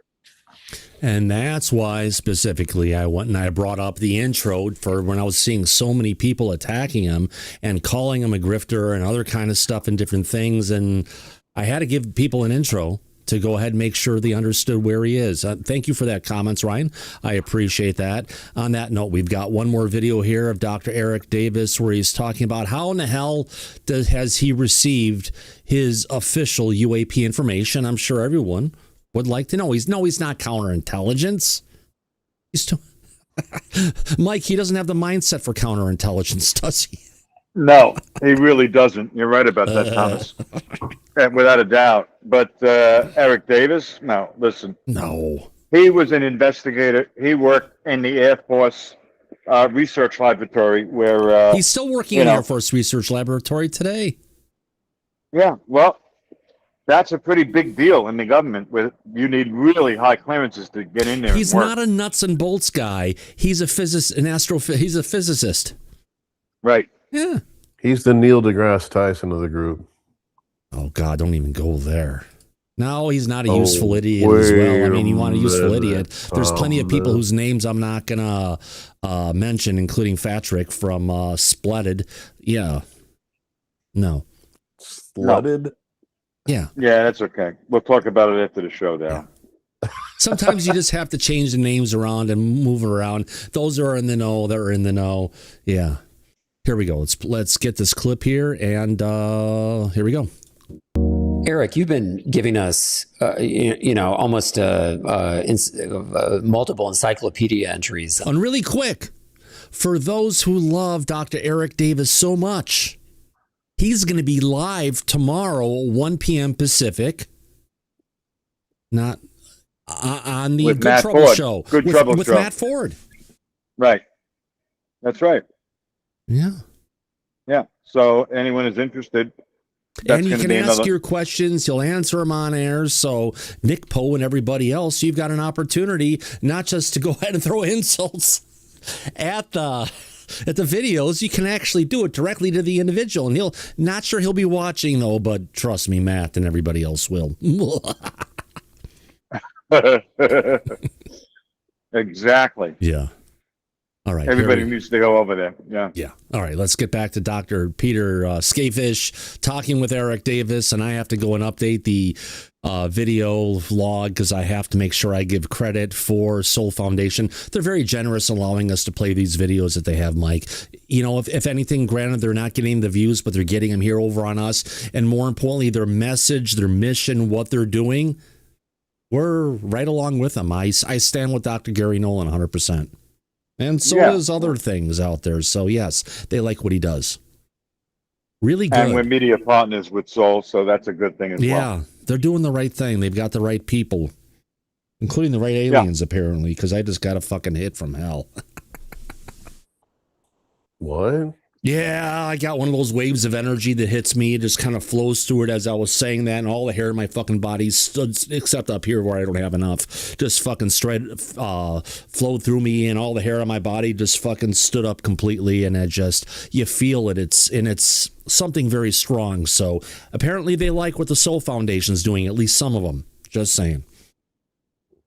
Oh, so that came naturally. I thought you did something. No, I didn't. I don't cause this shit. I try to get people to go ahead and actually literally cut the fucking ties they have to me, and they're like, "No, I'm not." I was told this is the first time, and what they said was the first time I've ever been told I'm not allowed to cut those ties. she knows what she's doing. So anyway, here we go. Different aspects of UAP, not just UAP secrecy. So to kind of help the audience along in following you, I want to go back to some things you said. And the first thing I want to touch on, it's a very simple issue, but I think there's a lot of confusion about it out there among people that don't quite understand the intelligence community. When you're in a secure compartmented information facility, a SCIF,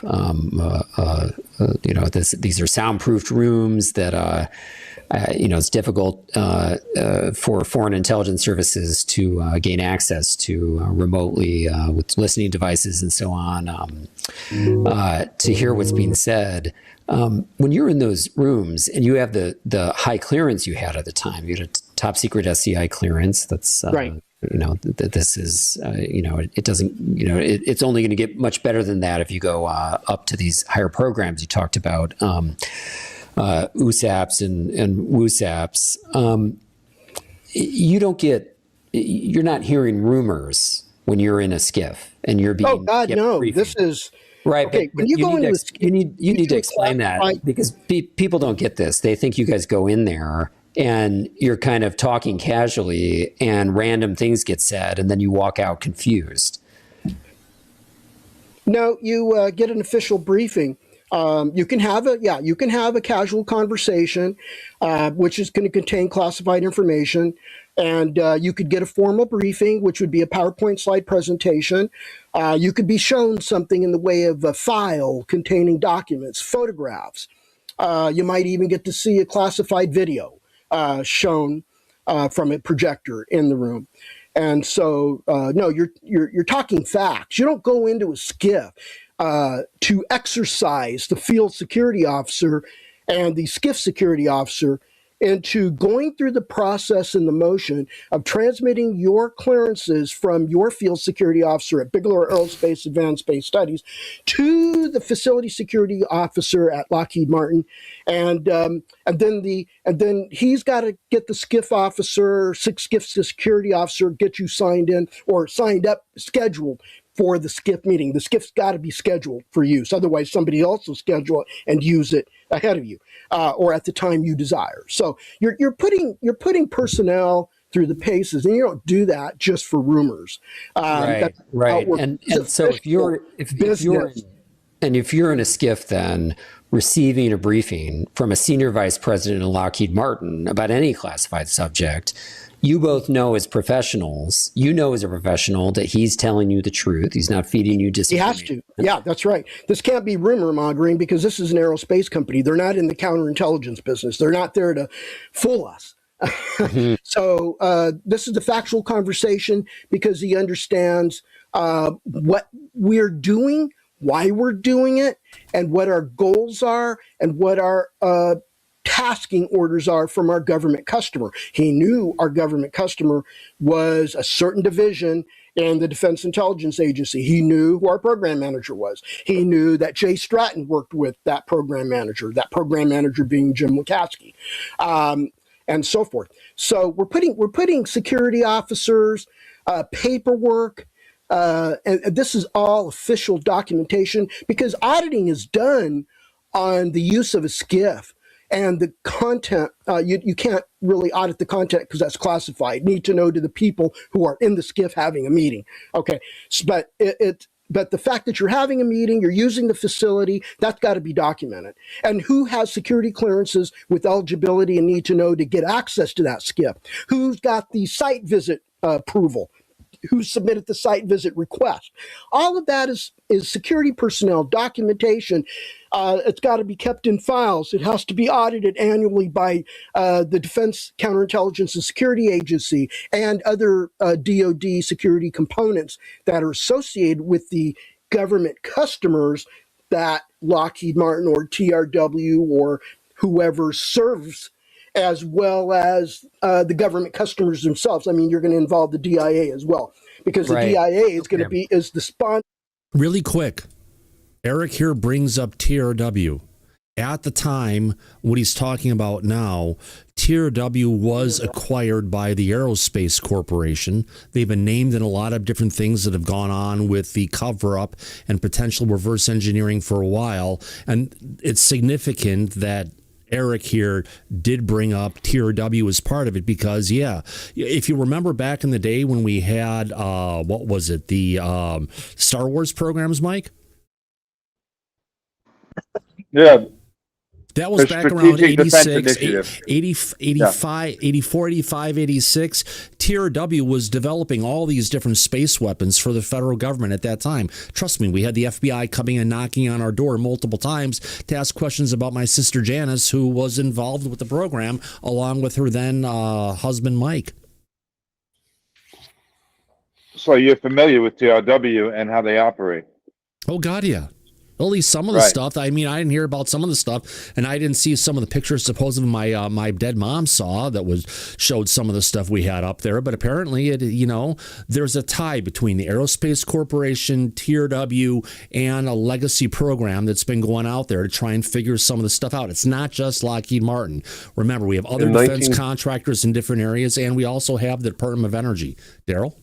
In 1977, when Close Encounters came out, at the end of the movie, when all the scientists and all the different contractors that were out there walking towards the spacecraft, a lot of those were TRW jumpsuits. So, they were associated with the topic way back then. Hold on. 50 years ago, Darryl. Yeah. That's unbelievable. Where is it? It should be the biggest movie, 15 gigabytes in size. Oh, don't open it there, please. That ain't gonna work. Continue. Turn that down. I want to open this actually with QuickTime. It'll probably be easier for me to get through it. Skip through it. That's the very end. I know. Walking towards the crypt. I just tried to open this in QuickTime, and it's not letting me open the fucking movie. Where is it? No, let's try it again one more time. Oh, maybe it won't open with QuickTime. That's the problem. Nope, it's not going to let me open it there. So let me go and open it in VLC. Continue. Let's get to it. Let's bring up Close Encounters of the Third Kind. Let's go towards the end of the movie. This is before they got to the place and they were getting to it. And they're going to have a spot here in a second to where before they get to there and they're going to try and get everybody out. It's right before this. Here we go. It's at the very end when it's... No, this is the spot right here. I need to make sure the audio is turned off. It's okay, audio is off. They're all in it, right? Oh, here we go. They're all in the stuff. They're going to take their masks off and they're going to start running out of it. Here we go. And we're going to see the boxes. That's Jacques Vallée right there. Yeah. Here we go. I think this is what you're talking about. There we go. Lockheed. TRW. So yeah, it was enough big enough back then when we had freaking Close Encounters going on that Lockheed was being pointed out as one of the people in the cover up. I mean, this is back in when did Close Encounters come out? 78? 1977. And if you go to the end of the movie when they're all around at the very end of the movie, Thomas. Yeah. Can you go to that? When the dark part, the black part, when the spaceship is on the ground or they're all looking up at the spaceship, you'll see a bunch of guys in TRW overalls. They're prominent back then. So there you go. It's TRW, Lockheed has been implicated in this for a long time. So when Eric is bringing it up, he's not just saying shit to go ahead and bring it out. He's saying it because there's a there. They're there. Because it's real. Yes. They're involved. Yeah. Hopefully I didn't get in trouble. Hopefully I didn't play too much of a clip of that. Steven Spielberg's a son of a bitch as far as hitting me with copyright stuff. Yeah. Well, no audio and no big clips, so I think we're safe. Yes. Oh, yeah. TRW made a lot of stuff, but they also did a lot of shit in satellites, and that was out of their Redondo Beach facility in Southern California.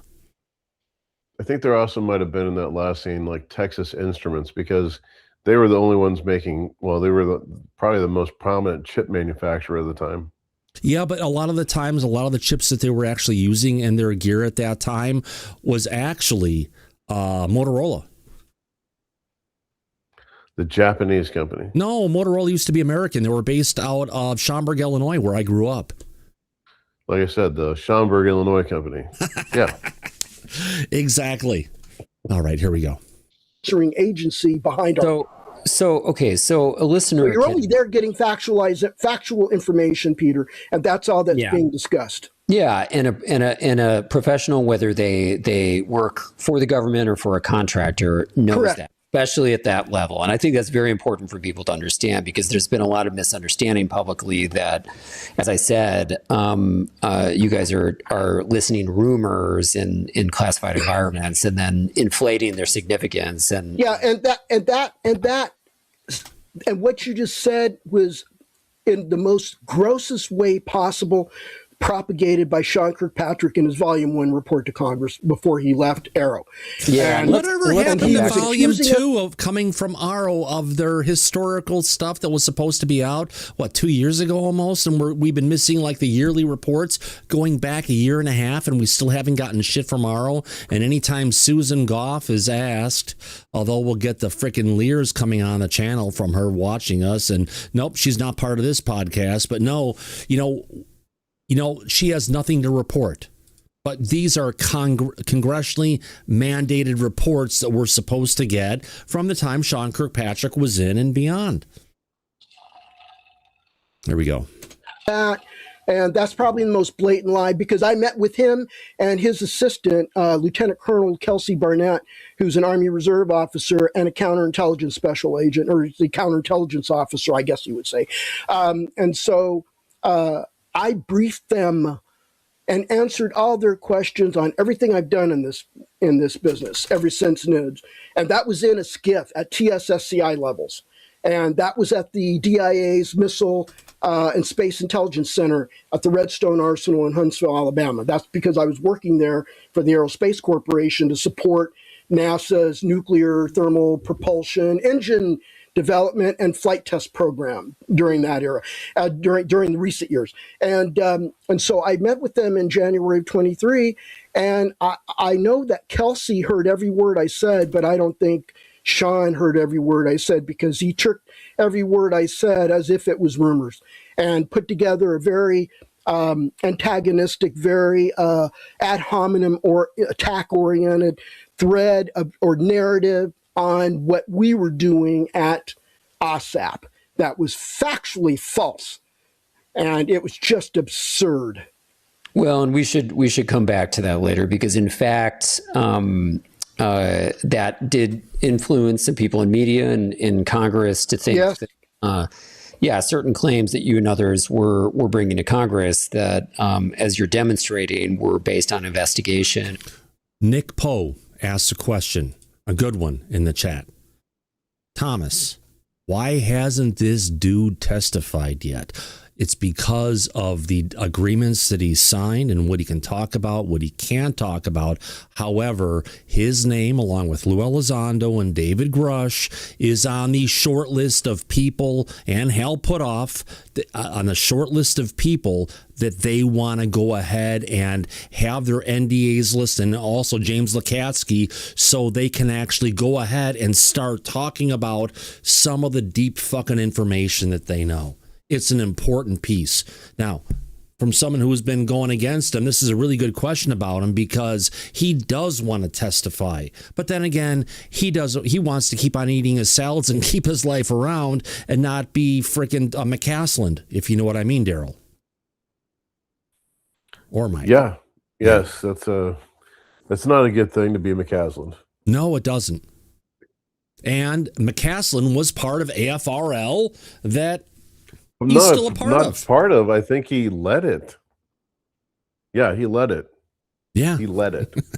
He knew all of the secrets, and people want to downplay that. Yep. Okay, here we go. And somehow QuickTime has changed from displaying the time codes in minutes and seconds to frames. I have no idea how. Let's get back in. We are currently 13,057 frames in this video of 14,417. You got to be able to turn that up. I'll be able to change it. I'm just saying the shit that I'm dealing with, but why not? Here we go. Some formal briefings were That's right. kind of fantasies. But I want to go back to the late 90s and 2000s as you're investigating this stuff, because what we really want to do here is unpack some of the things you said in Age of Disclosure, and go into how you know them. But I think you've demonstrated pretty well how you know them. You know them through professional channels, through official work that you're doing in the course of government contracting, and you know it through official briefings too. September 7th in a city. This is a good one. I'm trying to see, do we have the other part of this here? We got, how did he get his UFO information, the crash stuff. We got behind UAP encounters. President confirmed new historic UAP details and inside the UAP program investigation. And we got one clip left that's 14 minutes long. Fuck, they'll take us to the end of the show. Today is an homage to literally Dr. Eric Davis and everything that he's done. And he continues to do. He hasn't died yet. He hasn't vanished. Hopefully not. I think he's too big to get vanished, to get disappeared. Who? Davis? Yeah. You think he's too big to be disappeared? I think that no, you can be disappeared at any size. No one's too big to be disappeared. That's right. Oh, there you have something to look forward to, fat people. Yeah, but he's eating salads all the time, so. Oh, God damn it. I have to go and edit. I need to edit the description of the show one more time because we've got one more video of it. You know what? Again, you're going to have an hour to 2 hours with Matt Ford tomorrow. This is your primer, folks. I just love how my blue shirt just goes right into the frame. Yeah. And I've got the usual plaid shirt from Jerry, whoever it is, my Costco Fat Man shirt. Jerry. Yeah, we need to go ahead and get on Zebec. No, that's okay. I'm struggling with not. Yeah, same here. Hold on, Daryl. I think it has to do more with our national security than anything. Probably so. Yeah. All right, here we go. Let's get into it. But if you're going to go on it, you need to let me know because I'll go on it then too. Oh, God. So if you go on it, then you're going to be pulling someone else into this hell. But you know what? It may be worth us to go ahead and eat a bunch of salad now and get that fucking diarrhea that goes on for, 6 weeks? Explosive diarrhea. But then again, we're not going to be able to drive to work. I have to say the show has actually caused me to lose some weight because I would normally be eating that entire time I'm at home and not on the show. Oh, there you go.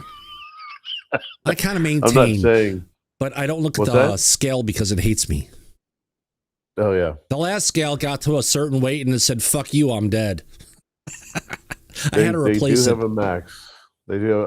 No, it's not the max. It's not like you get on and goes 3 spins and you can find out how many, it's like Herman Munster had. How much do you weigh, Munster? Oh, yeah, 3 spins. What do you mean 3 spins? I get on the scale and it goes 3 spins. Oh, you need a digital scale. I've got a digital scale. I'm talking about Herman Munster. My God. Oh, God. Herman Munster, yes, the guy who was Frankenstein. Yeah, Utes. He also played the judge in My Cousin Vinny. Yeah, he was a great guy. Did a lot of stuff in his career. All right, here we go. We'll talk about him later. There's other shows for that, but let's get to it. Conversation. The second half of that conversation was to verify Phil Corso. Okay, and you should tell us who Phil Corso is. So Phil Corso is a retired. This sounds like me. What was that about? Oh, yeah. What does that mean? What are you talking about? What do those letters mean? At least Peter Scafish is doing the right thing. Thank God. Who's Philip Corso? Colonel, United States Army. He was in the invasion force of Italy. He was an intelligence officer. So he was doing whatever he was supposed to be doing during that era of World War II. And his commanding officer was General Arthur Trudeau. So World War II ends. I don't remember all the details, but I do remember that at some point by the early, I think Corso Did he is say mustering out of reptilians? the. Gotta go back a little bit. He couldn't have said reptilians. General Arthur Trudeau. So World War II ends. No reptilians. I don't remember all the details, but I do remember that at some point by the early, I think Corso ends up mustering out of the Army later than World War II. I don't, it's kind of fuzzy, yeah. But he's mustered out. Daryl, I'm getting the look from Moose. He's sitting off to the corner, looking upstairs, then comes back, staring directly at me, saying, "Where's my food? I'm hungry." Oh, yeah. It must be that time. Yeah. The Army, he's looking for work. Trudeau is now a lieutenant general in charge of what we would now call the Army Research Lab, so the Army R&D Lab back in those days. So Trudeau meets up with Corso. Corso's looking for a job. He's a civilian now. He's out of the Army. And Trudeau hires him to be a program manager in the executive office function of this agency, this Army Research and Development Agency. And so Corso wrote the book Day After Roswell with Bill Burns, who was his co-author. But Bill Burns wrote a fairly big chunk of the book. Corso's story about UFOs, Roswell, that whole 9 yards, crash retrieval materials and stuff, that occupied roughly a chapter, I think, in his handwritten autobiography. So he has a handwritten autobiography, and he's trying to sell it. He wants to sell it, but he's such an awful writer. I've got a copy of it, and he doesn't know how to tell a story very engagingly. So he went to Bigelow. He went to Bigelow, the Bigelow Foundation, talked to Bob Bigelow and several members of the NIDS SAB who met with him, assessed him, looked into his background, looked into his credibility, and said, yes, he is the real deal. He was a retired Army Lieutenant Colonel in the Army Intelligence Corps. And he did serve in Italy during the invasion of Italy to drive the Third Reich out when the Allies took over and liberated that country. And so he did work for Arthur Trudeau, who was his commanding officer. And he did muster out some time in the later years out of the Army, became a civilian, and ended up getting hired by Lieutenant General Arthur Trudeau to work on an aspect of the crash retrieval program in which components that were coming out of the program were sent to Corso, and Corso's job was to do the equivalent of issue CRADA, or broad area announcement contracts, to various defense intelligence or defense aerospace companies for them to reverse engineer these components. And these components came from crash retrievals of UAP craft. And that's the gist of the story he told. The problem is he's such a poor writer that Bill Burns embellished that book heavily and wrote a bunch of nonsense about Star Wars, Reagan, alien invasion, and all this stuff in it. And it got hyped up pretty bad. And it made it so engaging of a read that it was the New York Times bestseller for a whole year, I think, or even longer. Senator Strom Thurmond wrote the foreword, but after there were bitches and griping about that foreword, Thurmond thought he was taking a reputational hit, so he asked the publisher, I can't remember, was the publisher Penguin Press or something? They were part of Vince Cerf's publishing house. He was one of the panelists on What's My Line? And he owned the publisher. Oh, Random House, I think it was. Random House.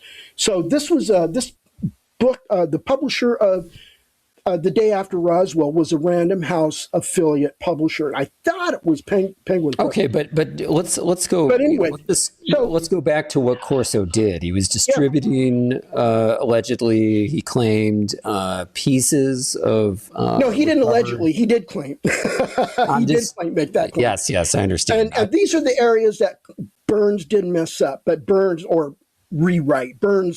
rewrote a lot of other stuff. We got that. So he was distributing, he claimed pieces of fragments of recovered technology to defense aerospace. Components. And the purpose of bringing that up with George Herbert Walker Bush was to find out if there was truth to it. And I just wanted to know what he knew about it back in those days. Was George Herbert Walker Bush, Daryl, that was Daddy Bush, right? Herbert Walker wasn't G.W. Bush, who was the idiot's son who got it. George Herbert Walker Bush, who was president, didn't he lead the CIA for a number of years? Yeah, first contact. For 1 year. Yeah. For 1 year. So, yeah. Yeah, he actually, so I won't get into how I know this, but he was the only the only ex-president that till his death still got a CIA briefing every day. Right. I guess as an ex-president, you can opt to continue to get these briefings, and he did. Yeah. Unless you have a president who decides to say, you're senile, we're not going to give you access to shit. Yeah. Mm-hmm. That was the thing, yes. Yeah. Let's see. Not the days when the book came out in the late 90s. We're talking the 1950s, 60s, and 70s era. And all Bush was able to tell me is that he was personal friends with Lieutenant General Trudeau, and they occasionally went golfing in Washington, D.C. And so there was one fine day they're golfing, and that was the year that Ford and Rumsfeld, Congressman Gerald Ford and Congressman Donald Rumsfeld, were holding their UFO hearings in the House of Representatives on a subcommittee. Wait a minute. Holy shit. I never realized that fucking Rumsfeld held UFO hearings. Yeah, doesn't ring a bell. He was like the head of the Secretary of Defense, wasn't he? Yes. Yeah. And I think I do. Yeah. So there was an Air Force thing. You maybe remember this. They came out, I think, under Rumsfeld. An Air Force guy came out to explain that Roswell didn't happen, that it was balloons that they had released, and blah blah blah. There was no there. He said it was all during it was like a major press event, and maybe he's a big denier. Yeah. Or he knows, and he wants to deny. Yeah. And we have to say, the very first location that Lou Elizondo came out and said, yes, Lou, I would like to ask you in your personal opinion, did Roswell happen? And he hemmed and hawed and said, yes, in my personal opinion, it happened 100%. It was the first time that Lou actually said it was here. Since you've come back from the meeting, Lou, you've mentioned a few times, maybe I've brought this up before, but you mentioned the Kingman Ranch. Like, you came back from meeting him, having a conversation. Yes, Kingman, yes. And Kingman is a big deal for some reason, and maybe at some point you'll explain that to us. When the facts come out and we realize what they got out of Kingman, not just craft, but bodies, potentially living things, etc., they could have been there. I'm just speculating on what it is. Kingman is the event that really changed everything. And it's the event that everybody will wake up to. And I can't wait to see and wait for that to happen. It did make me go look on on YouTube to see if there were any videos that were, ask Grok, were there any like legit documentaries about the Kingman Ranch? So do you have a suggestion, like one that... I'll have to ask Lou over a text message and see what he says. Yeah, would be curious. Yeah. Yeah, I don't use fancy things, just fucking text messaging. iMessage, it's encrypted enough. Apparently it's more secure than Signal these days. Here we go. So they're holding these hearings, and George Herbert Walker Bush told me that he's golfing with Trudeau, and Trudeau told him to get prepared mentally because the next day or so... So he had a conversation with fucking George Herbert Walker Bush. Oh my God, that's the one that had the scary looking wife, didn't he, Daryl? The what? His scary look. What was George Herb Walker Bush's wife's name? Laura. Oh. Yeah. No, Herbert Walker. Yeah, the first one, not Laura. His mom. Herbert Walker. Yeah, his mom. Oh, yeah. No, she looked like George Washington. Yes. The person you would never want to wake up next to after going to Barbara. a bar. Barbara Bush. Yeah. Barbara Bush, yes. Thank you. Lori G got it, followed by Doc, and then us. Here we go. She was a swell person. Corso, his underling, Corso, who used to work for him, this golfing outing is taking place, like I said, circa 68. And Corso's long gone. He's no longer working for General Trudeau. He's out. He's out of that job sometime in the 50s or maybe early 60s. So Trudeau's telling Bush during a golf outing that his old longtime friend from World War II, from their days in Italy, is supposed to be subpoenaed to give testimony, public testimony, at the Ford Rumsfeld hearings, that he was going to be asked questions about the recovery, a number of UFO crashes, including a couple that landed, were intact craft, and what his role at the Army Research and Development Lab, working under Trudeau, was in handling that stuff, and why they were handling it, what they were doing with it, and so he wanted Bush to get mentally prepared that it was going to be new. It's going to be like lightning all around the world when, because this is going to expose the existence of the crash retrieval program, the fact that the U.S. government had recovered either landed or wrecked alien craft, and so forth. And so it didn't happen. So that did not happen. And I asked Bush what happened to that. And he said, well, I a couple months go by, I called up Trudeau and I said, hey, do we have time to do some golfing on this Saturday? And Trudeau said, yeah, let's get together. So he asked Trudeau on the phone, by the way, your guy Corso never was on TV, or there's no news about it on the front page of the Washington newspapers or anywhere else. I didn't even hear about it on the radio.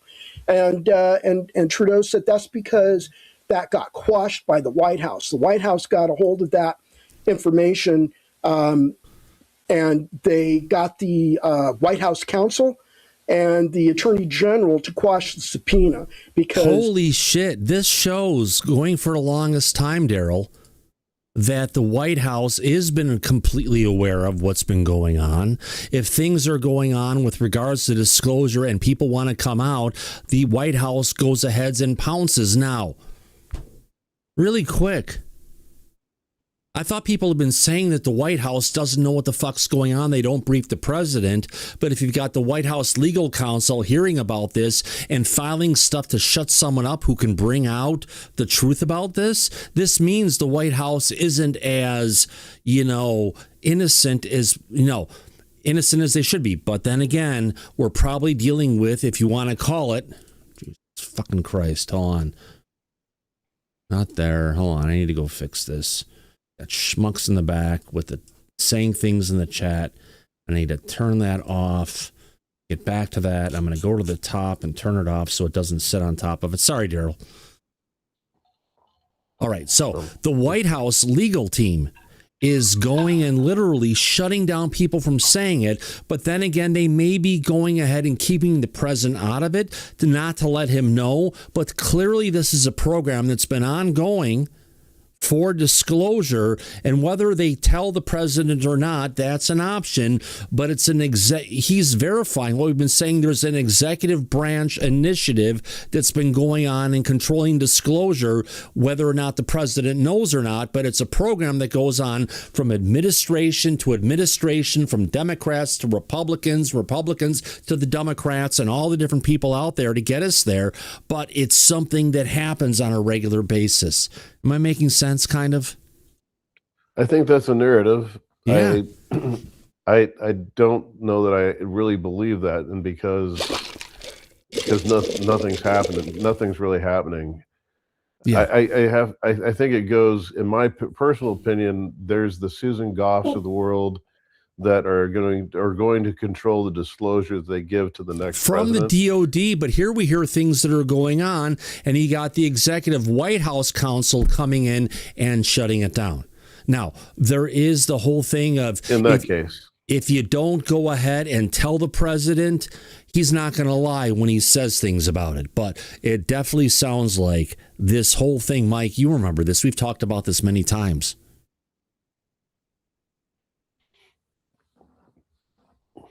What Yes, I was going to Thomas, say, absolutely. what I would say is all you have to do is go back to Obama when this whole domino got pushed over. And wait, are you changing my camera? Is that happening? No, I'm moving it across. It was fucked up a little bit. Oh, okay. So yeah, you are changing it. Okay.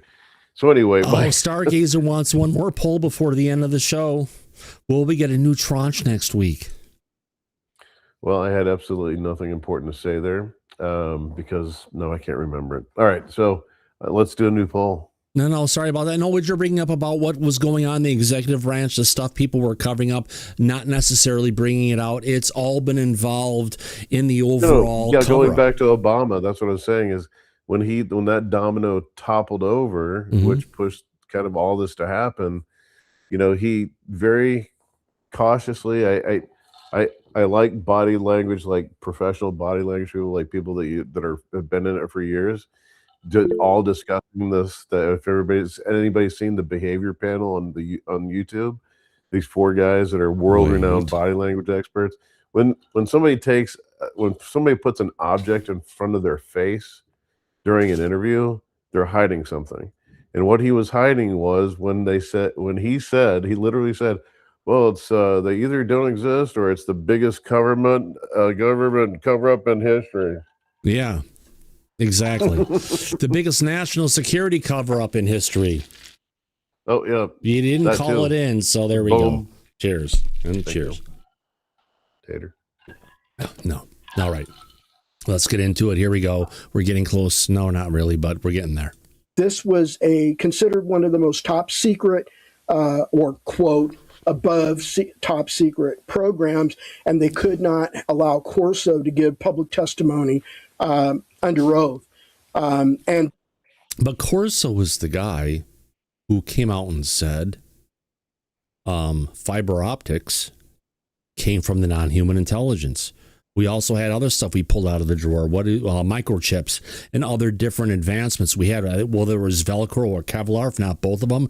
Those all came from stuff that came out of Roswell and other crash retrieval programs. And he talked about a location where they literally had shit in a drawer. They'd pull it out, Daryl, and go ahead and give it to industry to go ahead and figure out and turn it into something. Yeah, the memory metal or whatever. Yeah, nitinol. Nitinol was one of the things potentially that came out of Roswell. That would have been one of the earlier retreat. And it's something more used in medical things. That you have glasses that are flexible and stuff. It was the first flexible metal that we actually came out of it. Ryan, what say you? This reminds me of John Harrington, who was the energy secretary under President Reagan's second term, who was fully briefed on this topic, but was not allowed to tell the president because the president didn't have a need to know. Yeah. So I think there are people within the White House that have higher security clearances than the president with regards to this topic. The president will have to have a need to know, or he doesn't get to know.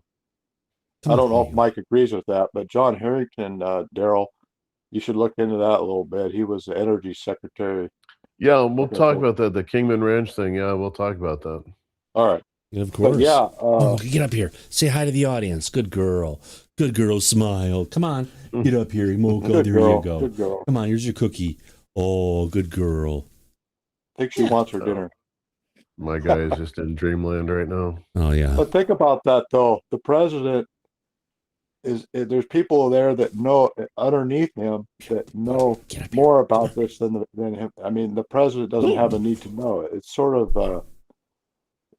backwards. The president should have more information than his subordinate. right here. Well, the more press there is about the topic, the better, because then it puts more pressure on people to release more about the topic.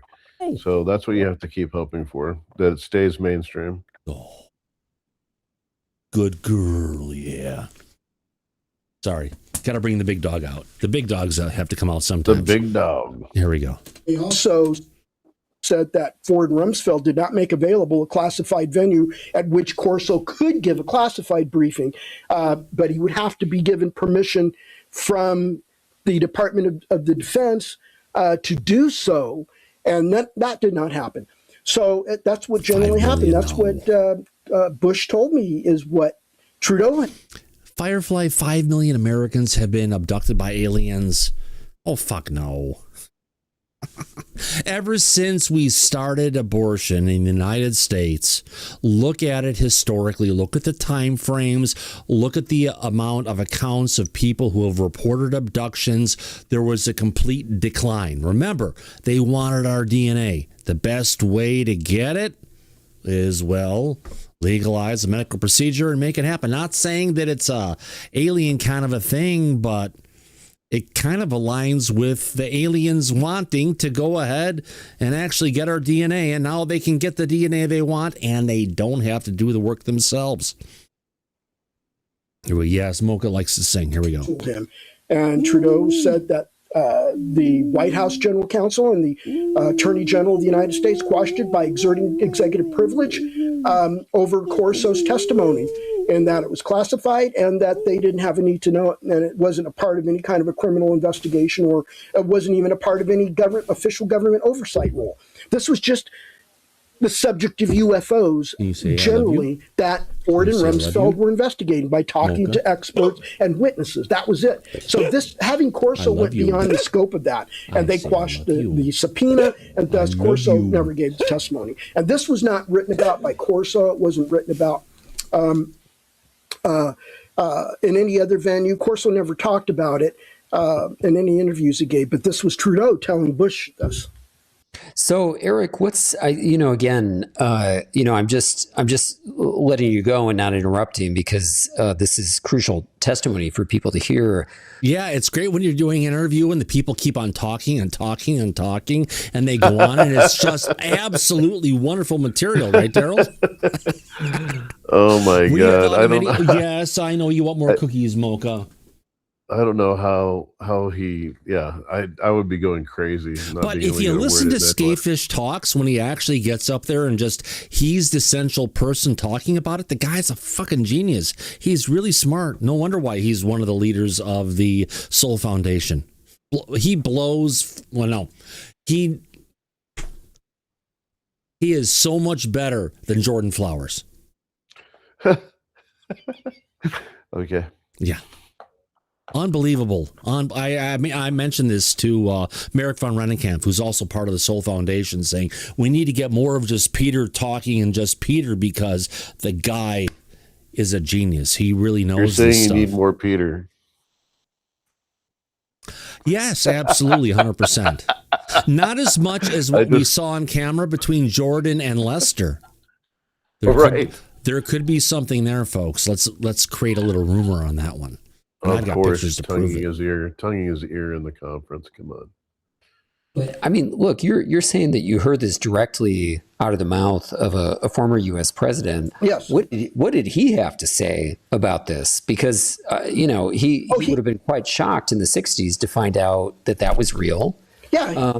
And then also to discover that the White House had kind of stopped the testimony from taking place. Yeah, he was very puzzled by it. He was perplexed. He was still puzzled by it all the way up to the year 2003 when we talked about it on the phone. He said he never paid attention to the UFO topic. Oh, he came across occasional newspaper article he might see down in Texas. He primarily lived down in Houston. He also lived in parts of West Texas, I think, at some time when he was in the oil industry. And so even after he was retired from the presidency, when he was president after Reagan, he would come across the occasional newspaper article, a magazine article, or a television show, or or what have you. And he was always perplexed. It just didn't capture his attention. It's just that when he heard it from Trudeau, a trusted friend, a golf partner, that this was going on. Daryl, I have to mention, we've heard a lot of times of Dr. Eric Davis getting to the different people over a game of golf. That seems to be a recurring theme in when he talks about this stuff. Well, I just wonder if you never know. If we have a little golf outing with Trump and Davis, that would be really bizarre. At a Trump golf course and everything, and sponsor an event to get Trump to show up there. Oh God, yeah. He does do different golf videos that are maybe nobody's ever seen them, but no, he's actually a good shot, isn't he? He's a senior. I mean, he's fucking 80 years. Fucking 80 years old. Exactly. I mean, he shoots golf as good as anything out, fucking 80-year-old. So, but that's where you get to see him. I don't know. He's kind of competitive. Anyway, there's some good stuff out there of him riding around with people. Anyway, it'd be good to see him riding around with Davis in the cart. Because you have to go from hole to hole, and you have a conversation. You have to go from hole to hole. At least there's drink stands in between each hole. Well, Trump doesn't drink, so no fun there. Well, yeah. Well, there you go. I don't think Davis does either. Maybe put a salad on the golf cart. He'll be fine. A salad bar. There you go. I haven't done a laugh like that in a while. That's a good one. Here we go. Blew his mind, but at the end of the day, he said something to me on the order of, I'm still can't be surprised by it because even when I was president, I wasn't told anything. But when I was CIA director, I was told something about it, and it was an accident because his Pentagon liaison officer, or maybe I should say it's the Pentagon liaison officer to the CIA, mistakenly assumed that Bush had some level of briefing on the topic. Holy shit, so even this just verifies the fact that they keep all of the different people who are in the roles that are, if you want to call it, put in place by the executive branch, that they keep the truth from them. So it is all the fucking unelected bureaucrats who are running all this bullshit. But have you heard there's been a lot of firings going on in the OVNI in the last couple of days? I could only hope. I mean, it really do. I hate to say this. You love it when somebody can do a job for all of their life that they love. But if you're Susan Goff, and you're doing the job that you love. Oh, how can you not love this beautiful woman? My God. Oh, God. Yeah. The slant is still there, but yeah. She's always watching. Okay, you could say golf. Okay, Trump isn't if you say he's not a good golfer, that's fine. But you have to say that he owns probably more golf courses than most people out there, right, Daryl? Oh, yeah. Yeah. Of course, he's the golf champion. Had all of his golf there couldn't be someone bigger and better than what I can do. I mean, Trump is Trump. I mean, he's just, he's always the Big Mac of the whole That's thing. Why Disclosure fits him so well. I can go ahead and fuck with more people more than anyone in the whole world, and I'll go down in history for it. Where do I sign my name? Right? Yeah. He's all about making money. I mean, I'm hoping, and he is doing that for the United States. That's actually probably one of the best impersonations I've done of Trump as I listened to it. My goodness. Yeah. Not that that's a good thing, but let's hear the rest of Eric Davis. And we're going to dive into some specifics and then realized too late that Bush had not been briefed on it and hadn't gone through the proper threshold to be allowed to know about it. So that's where it is. It's that the same story today as what we found out during the OSAP. The director of the CIA is not briefed on every little iota of everything that goes on within the CIA. He's got 3 or 4 directorates, and there's thousands of people working in those directorates, lots of people. And he's got his own executive director of the CIA, who's a civilian career employee, not a political employee. appointee. Then he's got his deputy directors, and the deputy directors have a weird title. I don't know if they've changed those titles in modern times, but you were the deputy director of the CIA for intelligence, for science and technology, for operations, for logistics, that kind of thing. And so he's getting briefed by those guys, but those guys aren't going to tell him every little bit of thing. It's called plausible deniability. If the clandestine service, which is in the Directorate of Operations, is undertaking some covert clandestine operations in foreign soil that the local foreign government is not aware of, they don't want to brief it up to the CIA director necessarily. They do have to get approval. The approvals will probably go up through his chain of command, but he isn't going to know all the details. I mean, it's not like he's going to butt in and tell his deputy directors, I want to know everything you are doing. They get the general management level. Okay, here's what we're doing in general. Here's how much we're spending. You've got the poll Here's covering. What we would like Congress to fund us for next year. Here's the political risk we have. Here's the international political risk we have.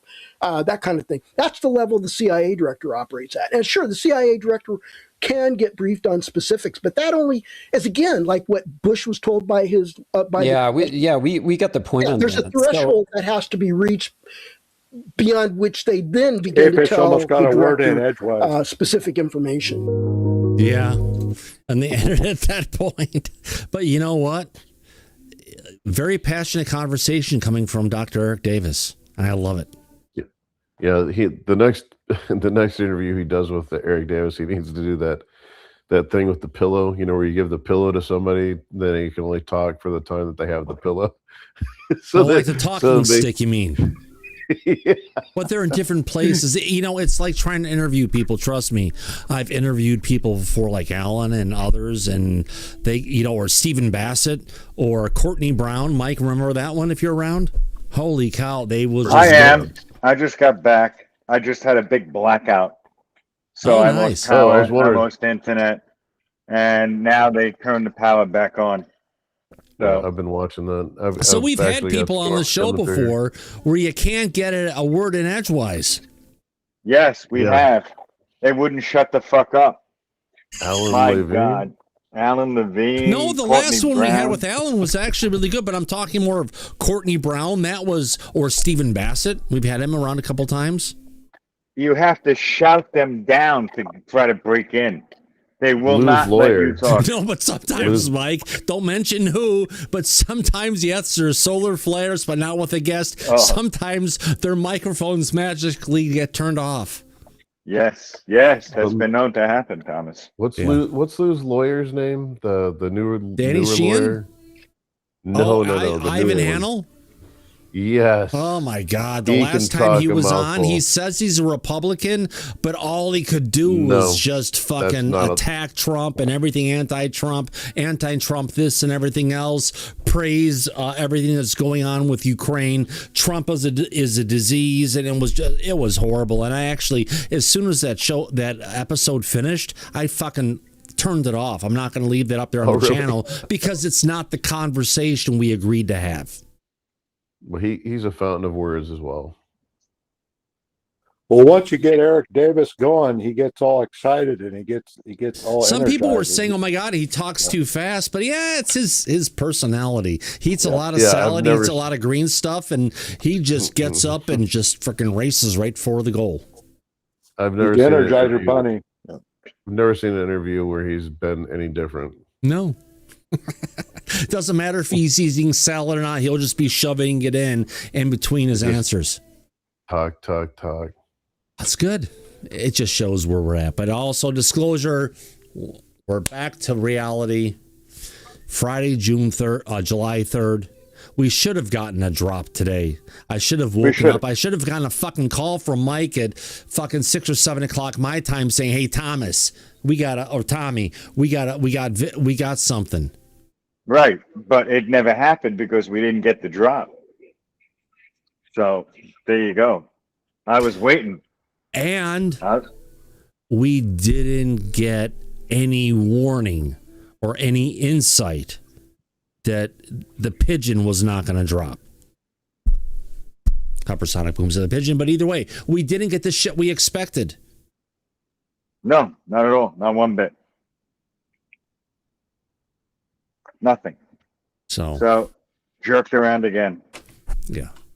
Thank you, Anna Paulina Luna. Well, any of them could give us an idea, an insight. Yeah.